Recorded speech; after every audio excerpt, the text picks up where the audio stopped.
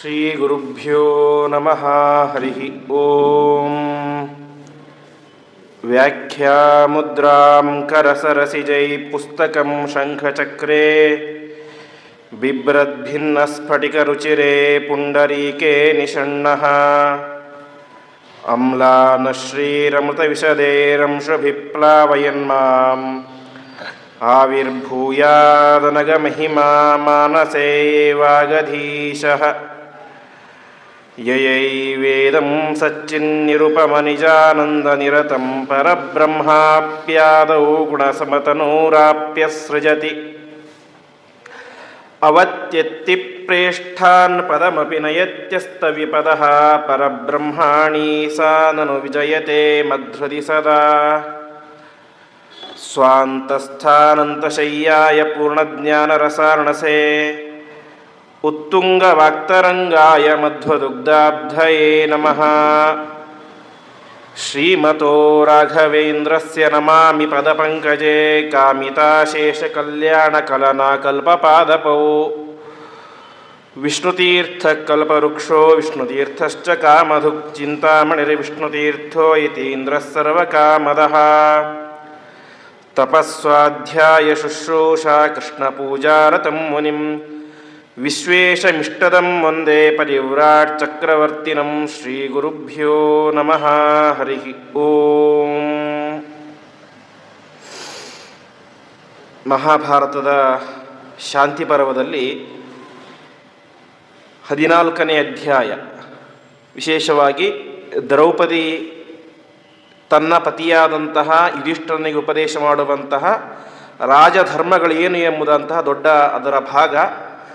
ಅದರಲ್ಲಿ ಅನೇಕ ವಿಚಾರಗಳು ನಿನ್ನೆ ನಾವು ಕೇಳಿದ್ವಿ. ಮುಂದೆ ಉಳಿದಂತಹ ವಿಚಾರಗಳು, ಹಿಂದೆ ದ್ರೌಪದಿ ಹೇಳಿದಂತೆ 6 ಜನರು ಆತತಾಯಿಗಳು ಅಂತ ಕರೆಸ್ಕೊಳ್ತಾರೆ ಅಂತ.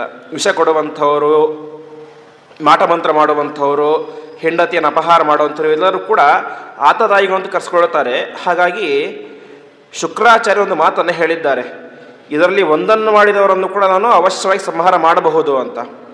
ಆದರೆ ಈ ದುರ್ಯೋಧನ ಈ 6 ಮಾಡಿದ್ದಾನೆ, ಹಾಗಾಗಿ ಅವರನ್ನು ಸಂಹಾರ ಮಾಡಿದರಲ್ಲಿ ಯಾವುದೇ ರೀತಿಯಾದಂಥ ತಪ್ಪಿಲ್ಲ ಎಂಬುದಾಗಿ ತಿಳಿಸಿದರು. ಅದೇ ರೀತಿಯಾಗಿ ಪ್ರೋವಾಚ ಭಗವಾನ್ ಭಾರ್ಗವಾಯ ಮಹಾತ್ಮನೇ ಅಂತ ಹಿಂದೆ ಇದೇ ಮಾತನ್ನು ಸಾಕ್ಷಾತ್ ಬ್ರಹ್ಮದೇವರು ಪರಶುರಾಮ ದೇವರಿಗೂ ಕೂಡ ತಿಳಿಸಿದ್ದರು. ಹಾಗಾಗಿ ನೀನು ಇದರಲ್ಲಿ ಸಂಶಯ ಪಡಬೇಡ ಅಂತ.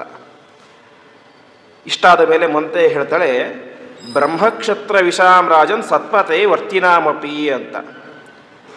ಬ್ರಾಹ್ಮಣ ಆಗಲಿ, ಕ್ಷತ್ರಿಯ, ವೈಶ್ಯ, ಶೂದ್ರ ಯಾರೇ ಆಗಲಿ, ಅವರು ತಮ್ಮ ಕಾರ್ಯವನ್ನು ಪ್ರಾಮಾಣಿಕವಾಗಿ ಮಾಡ್ತಾ ಇರ್ತಾರೆ. ತಮ್ಮ ಪಾಲಿನ ಕರ್ತವ್ಯವನ್ನು ಪ್ರಾಮಾಣಿಕವಾಗಿ ಮಾಡ್ತಾ ಇರ್ತಾರೆ. ಅಂತಹ ಸಂದರ್ಭದಲ್ಲಿ ಯಾರಾದರೂ ಕೂಡ ಅವರ ಕೆಲಸಕ್ಕೆ ಅಡ್ಡಿ ಮಾಡಿ ಅವರನ್ನು ಕೊಂದರೆ ಅದೇನಾಗುತ್ತೆ, ಅವನನ್ನು ಕೊಲ್ಲಲೇಬೇಕು ಎಂಬುದಾಗಿ ಶಾಸ್ತ್ರದಲ್ಲಿ ನಿಯಮ ಇದೆ. ಹಂತಾರಂ ಗರದಂ ತಥಾ ಎಂಬುದಾಗಿ ರಾಜನಾದಂಥವನು ಅವನನ್ನು ಸಂಹಾರ ಮಾಡಲೇಬೇಕು, ನಿಗ್ರಹ ಮಾಡಲೇಬೇಕು. ಈ ದುರ್ಯೋಧನ ಜಗತ್ತಿನ ದೊಡ್ಡ ಕಂಟಕಕಾರಕ, ಎಲ್ಲರಿಗೂ ಕೂಡ ತೊಂದರೆ ಕೊಟ್ಟಿದ್ದಾನೆ. ಹಾಗಾಗಿ ಅವನನ್ನು ಸಂಹಾರ ಮಾಡಿದ್ದು ಸರಿಯಾಗೇ ಇದೆ. ಅದೇ ರೀತಿಯಾಗಿ ಅಭಕ್ಷ್ಯ ಪೇಯದಾತಾರಂ ಅಗ್ನಿದಂಚ ನಿಶಾಯೇತ್ ಅಂತ ತಿನ್ನಬಾರದಂಥ ವಸ್ತುಗಳನ್ನು ಯಾರು ತಿಂತಾನೋ, ಅಂದರೆ ಅಭಕ್ಷ್ಯವನ್ನು ಯಾರು ತಿಂತಾನೋ, ಅದೇ ರೀತಿಯಾಗಿ ಅಪೇಯಂ ಕುಡಿಯಬಾರ್ದನ್ನು ಕುಡಿತಾನೋ, ಮದ್ಯಪಾನಾದಿಗಳನ್ನು ಯಾರು ಮಾಡ್ತಾರೋ, ಇವೆಲ್ಲವೂ ಕೂಡ ಏನಾಗುತ್ತೆ, ಜಗತ್ತಿನ ಧರ್ಮದ ವ್ಯವಸ್ಥೆಯನ್ನು ಅಲ್ಲೋಲ ಕಲ್ಲೋಲ ಮಾಡುವಂತಹ ಕ್ರಿಯೆಗಳಿವೆಲ್ಲವೂ ಕೂಡ. ಹಾಗಾಗಿ ಆದಷ್ಟು ಆ ಕ್ರಿಯೆಗಳನ್ನು ನಿಲ್ಲಿಸಲಿಕ್ಕೆ ಪ್ರಯತ್ನ ಮಾಡಬೇಕು. ಆ ವ್ಯಕ್ತಿ ಮಾತನ್ನು ಕೇಳದೆ ಹೋದರೆ ಒಟ್ಟು 4 ರೀತಿಯಾದಂಥ ನಿಯಮಗಳಿದ್ದಾವೆ ಅಂತ ತಿಳಿಸ್ತಾರೆ. ಸಾಮ, ದಾನ, ಭೇದ, ದಂಡ ಅಂತ. ಮೊದಲು ಬಾಯಿ ಮಾತಲ್ಲಿ ಹೇಳಬೇಕು, ಆಮೇಲೆ ಏನಾದರೂ ಕೊಟ್ಟು ಹೇಳಬೇಕು. ಇದೆಲ್ಲವನ್ನೂ ಕೂಡ ಕೇಳದೆ ಹೋದರೆ ಕೊನೆಗೆ ದಂಡ ಎನ್ನುವಂತಹ ರೀತಿಯನ್ನು ರಾಜನಾದಂಥವನು ಪ್ರಯೋಗ ಮಾಡಬೇಕು ಅಂತ ಶಾಸ್ತ್ರದಲ್ಲಿ ನಿಯಮ ಇದೆ. ಹಾಗಾಗಿ ಧರ್ಮರಾಜ ನೀನೇ ಮಾಡಿದ್ದೀಯಾ, ಮೊದಲು ಅವನಿಗೆ ಬಾಯಿ ಮಾತಲ್ಲಿ ಹೇಳಿದೆ, ನಂತರ ಸಂಧಾನಕ್ಕೊಂದು ಕೃಷ್ಣ ಅಂತ ಕಳಿಸಿದೆ. ಏನು ಮಾಡಿದರೂ ಕೂಡ ಅವನೇ ಮಾಡಲಿಲ್ಲ, ಕೊಡಲಿಲ್ಲ. ಹಾಗಾಗಿ ಅನಿವಾರ್ಯವಾಗಿ ಕೊನೆಯ ಅಸ್ತ್ರವಾದಂತಹ ದಂಡವನ್ನು ನೀನು ಪ್ರಯೋಗ ಮಾಡಿದ್ದೀಯಾ, ಹಾಗಾಗಿ ಇದರಲ್ಲಿ ನಿನ್ನ ತಪ್ಪೇನಿಲ್ಲ ಎಂಬುದಾಗಿ ಅವನ ಬಗ್ಗೆ ವಿಶೇಷವಾದಂತಹ ಮಾತನ್ನು ಹೇಳ್ತಾ ಇದ್ದಾಳೆ. ಹೀಗೆ ಅನೇಕ ರೀತಿಯಾದಂತಹ ಅಂಶಗಳನ್ನು ಹೇಳಿ ಮುಂದೆ ಸಾಮಾನ್ಯವಾಗಿ ಜಗತ್ತಿನಲ್ಲಿ ಏನಿದೆ ಬ್ರಹ್ಮಹತ್ಯೆ ಅನ್ನೋದು ಅತಿ ದೊಡ್ಡ ದೋಷ ಅಂತ, ಅಂದರೆ ಜ್ಞಾನಿಗಳನ್ನು ಸಂಹಾರ ಮಾಡೋದು ತುಂಬ ದೊಡ್ಡ ದೋಷ ಅಂತ ಜಗತ್ತಿನಲ್ಲಿ ಒಂದು ನಿಯಮ ಇದೆ. ಅದಕ್ಕೆ ದ್ರೌಪದಿ ಹೇಳ್ತಾ ಇದ್ದಾಳೆ, ಒಂದು ವೇಳೆ ಒಬ್ಬ ಜ್ಞಾನಿಯಾದಂಥ ನಮಗೆ ವಿಷವನ್ನು ಕೊಟ್ಟರೆ, ಅಂದರೆ ಅವನ ಆತತಾಯಿ ಆಗಿದ್ದರೆ, ನಮಗೇನು ಮೋಸ ಮಾಡಿದ್ದಾನೆ, ಹೆಂಡತಿಯನ್ನು ಅಪಹಾರ ಮಾಡಿದ್ದಾನೆ ಅಂತ ಸಂದರ್ಭದಲ್ಲಿ ಅವನು ಎಂತಹ ದೊಡ್ಡ ಜ್ಞಾನಿಯಾಗಿದ್ದರೂ ಕೂಡ ಏನು ಮಾಡಬಹುದು, ಅವನನ್ನು ಕೊಲ್ಲಲೇಬಹುದು. ವೇದಾಂತ ಪಾರಗಂ, ವೇದಾಂತ ಶಾಸ್ತ್ರಗಳನ್ನು ತಿಳಿದಿದ್ದರೂ ಕೂಡ ಅವನಿಂದಾಗಿ ಇಂತಹ ತಪ್ಪುಗಳಾದರೆ, ಶುಕ್ರಾಚಾರ್ಯರು ಹೇಳಿದಂಥ 6 ತಪ್ಪುಗಳು ಅವನಿಂದ ಆದರೆ ಅವಶ್ಯವಾಗಿ ಅವನನ್ನು ಕೊಲ್ಲಲೇಬಹುದು. ಜಿಗಾಂಸಂತಂ ಜಿಗಾಸೀಯ ನತೇನ ಭ್ರೂಣಃ ಭವೇತ್ ಅಂತ, ಅದರಿಂದ ಯಾವುದೇ ರೀತಿಯಾದಂತಹ ದೋಷ ಬರಲಿಕ್ಕೆ ಸಾಧ್ಯನೇ ಇಲ್ಲ, ಬ್ರಹ್ಮಹತ್ಯೆ ಬರಲಿಕ್ಕೆ ಸಾಧ್ಯನೇ ಇಲ್ಲ, ಅವಶ್ಯವಾಗಿ ಅವನನ್ನು ಸಂಹಾರ ಮಾಡಬಹುದು ಅಂತ ತಿಳಿಸ್ತಾ ಇದ್ದಾರೆ. ಹಾಗಾಗಿ ದೊಡ್ಡ ದೊಡ್ಡ ಜ್ಞಾನಿಗಳು ಕೂಡ ಅವರು ತಪ್ಪು ಮಾಡಿದಾಗ ರಾಜನಾದಂತೂ ನಿಗ್ರಹ ಮಾಡ್ಬೋದು ಅಂತ ಹೇಳಿದರೆ, ಈ ದುರ್ಯೋಧನ ಯಾವ ದೊಡ್ಡ ಜ್ಞಾನಿಯೂ ಅಲ್ಲ, ಇವನು ಮಹಾ ಅಜ್ಞಾನಿ. ಹಾಗಾಗಿ ಇವನನ್ನು ಸಂಹಾರ ಮಾಡಿದ್ದು ನೀನು ಸರಿಯಾಗೇ ಇದೆ ಅಂತ ತಿಳಿಸ್ತಾ ಇದ್ದಾರೆ. ಅದಕ್ಕೆ ಮುಂದೆ ಹೇಳ್ತಾರೆ,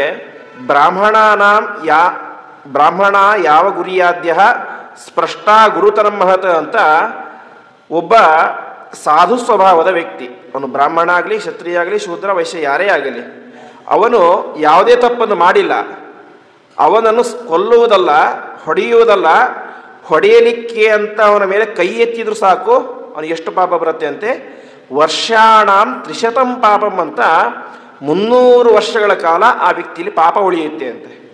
ಯಾರ ಮೇಲೆ? ಸಾತ್ವಿಕರಾದಂತಹ ವ್ಯಕ್ತಿಯ ಮೇಲೆ ಹೊಡಿಬೇಕು ಅಂತ ಕೈ ಎತ್ತಿದರೆ. ನಿನಗೆ ಆ ರೀತಿ ಪಾಪ ಬಂದಿದೆನಾ? ಪಾಪ ಬಂದಿಲ್ಲ. ಯಾಕೆಂದರೆ ನೀನು ಸಾಯಿಸಿರೋದು ಯಾರನ್ನ? ಪ್ರತಿಯೊಬ್ಬರು ಯಾರೂ ಕೂಡ ಸಾತ್ವಿಕರಲ್ಲೇ ಅಲ್ಲ, ಮಹಾಪಾಪಿಷ್ಠರು. ಹಾಗಾಗಿ ನೀನು ಇದರ ಮೇಲೆ ಪಾಪದ ಸಂದೇಹ ನನಗೆ ಬೇಡ ಅಂತ.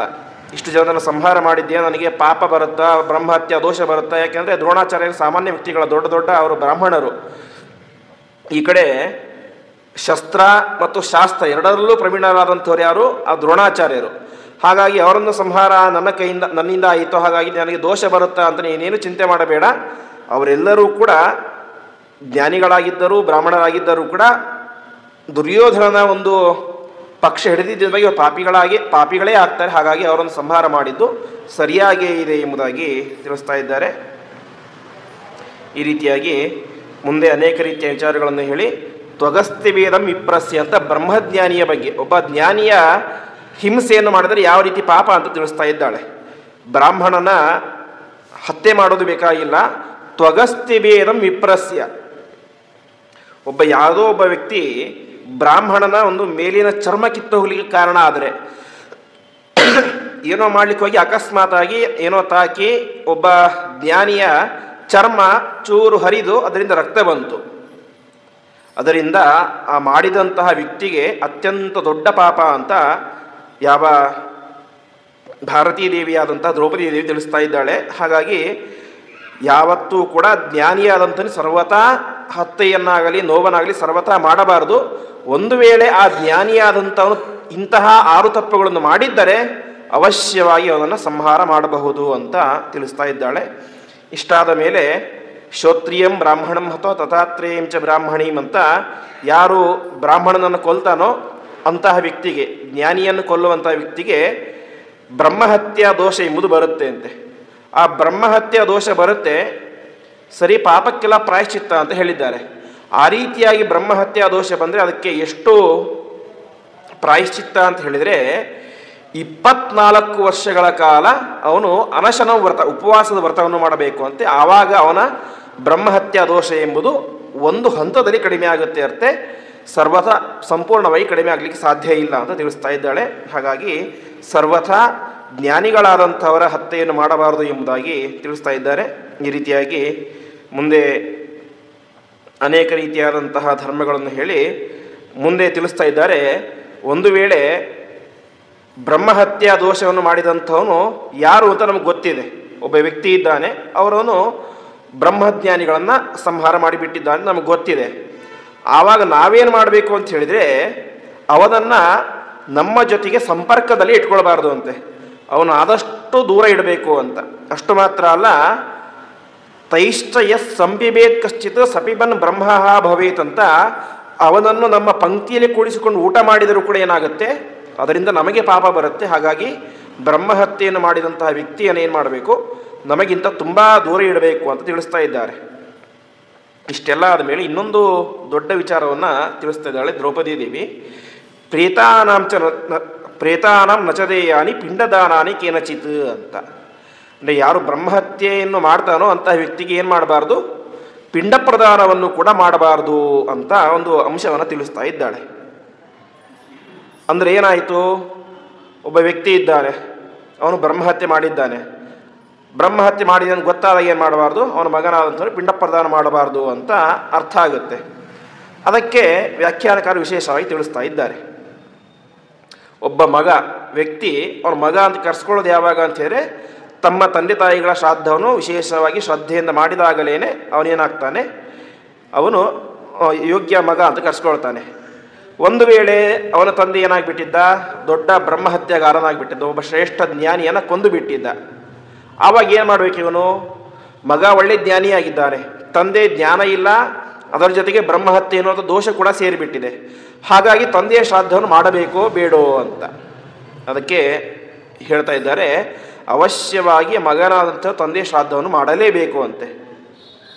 ಮಾಡಿ ಏನು ಪ್ರಾರ್ಥನೆ ಮಾಡಬೇಕು, ಆ ಪಿತೃದೇವತೆಗಳ ಹತ್ತಿರ ನೀವು ಈ ಪಿಂಡವನ್ನು ಸ್ವೀಕಾರ ಮಾಡಿ ನಮ್ಮ ತಂದೆ ಮಾಡಿದಂತಹ ಅಪರಾಧವನ್ನು ಕ್ಷಮಿಸಿ ಅಂತ ಪ್ರಾರ್ಥನೆ ಮಾಡಬೇಕು ಅಂತ. ಕ್ಷಮಿಸಿ ಮುಂದೆ ಅವರಿಗೆ ಸದ್ಗತಿಯಾಗಲಿ, ಅದರಿಂದ ಮುಂದಿನ ಜನ್ಮ ಒಳ್ಳೆಯ ಜನ್ಮ ಬಂದು ಒಳ್ಳೆಯ ಬ್ರಾಹ್ಮಣರ ಜ್ಞಾನಿಗಳ ಮನೆಯಲ್ಲಿ ಹುಟ್ಟಿ ತಾವೇನು ಮಾಡಬೇಕು, ಒಳ್ಳೆಯ ವೇದಾಧ್ಯಯನ ಮಾಡಬೇಕು ಎನ್ನುವಂತಹ ಪ್ರಾರ್ಥನೆಯನ್ನು ಏನು ಮಾಡಬೇಕು, ಮಗನಾದಂಥವನು ಮಾಡಲೇಬೇಕು ಅಂತ ತಿಳಿಸ್ತಾ ಇದ್ದಾರೆ.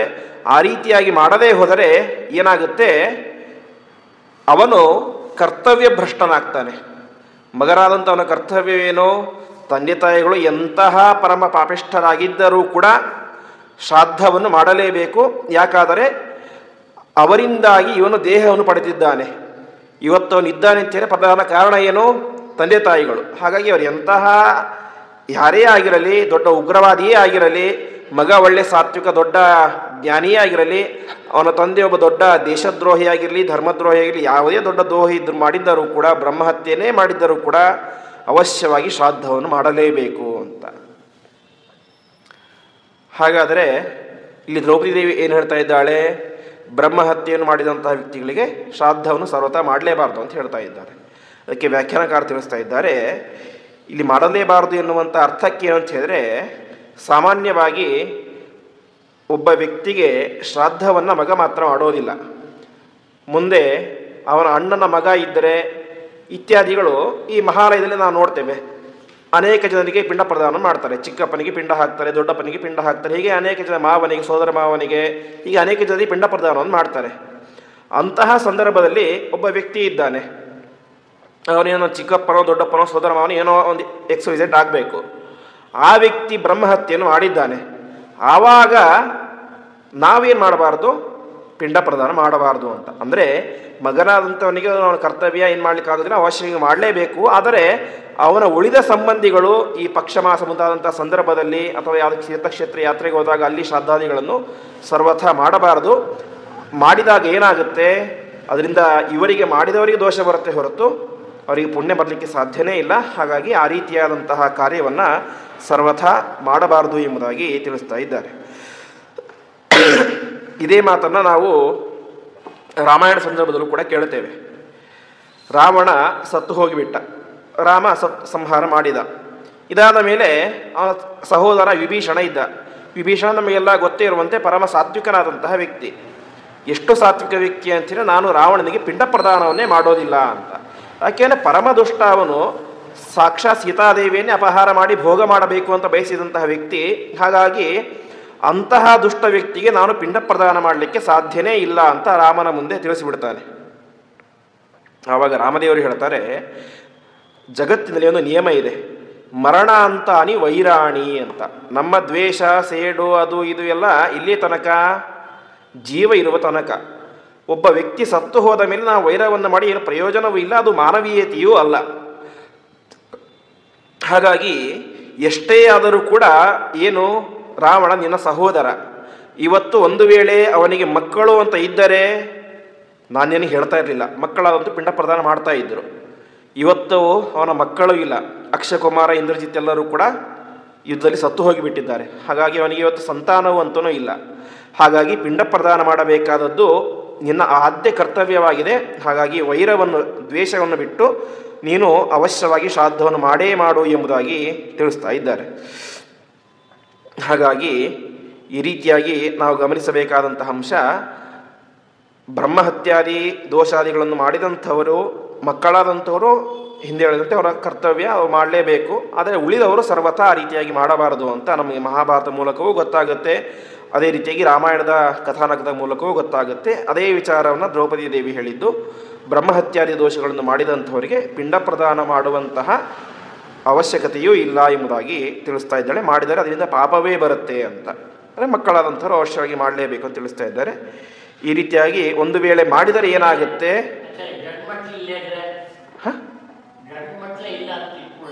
ಅದೇ ಉಳಿದವರು ಇರ್ತಾರಲ್ಲ.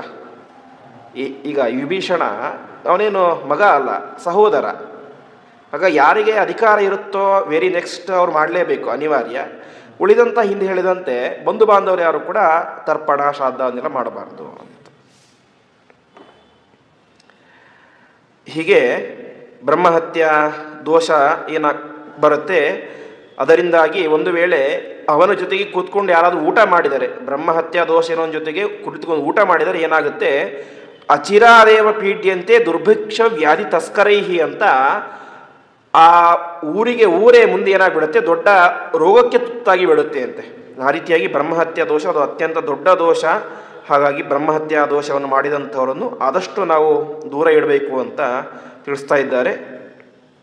ಈ ರೀತಿಯಾಗಿ ಅನೇಕ ವಿಚಾರಗಳನ್ನು ದ್ರೌಪದಿ ದೇವಿ ತಿಳಿಸ್ತಾ ಹೋಗ್ತಾಳೆ. ಹಾಗಾಗಿ ಅಪರಾಧಿಗಳಿಗೆ ಶಿಕ್ಷೆಯನ್ನು ಕೊಡುವಂಥದ್ದು ರಾಜನ ಆದ್ಯ ಕರ್ತವ್ಯ.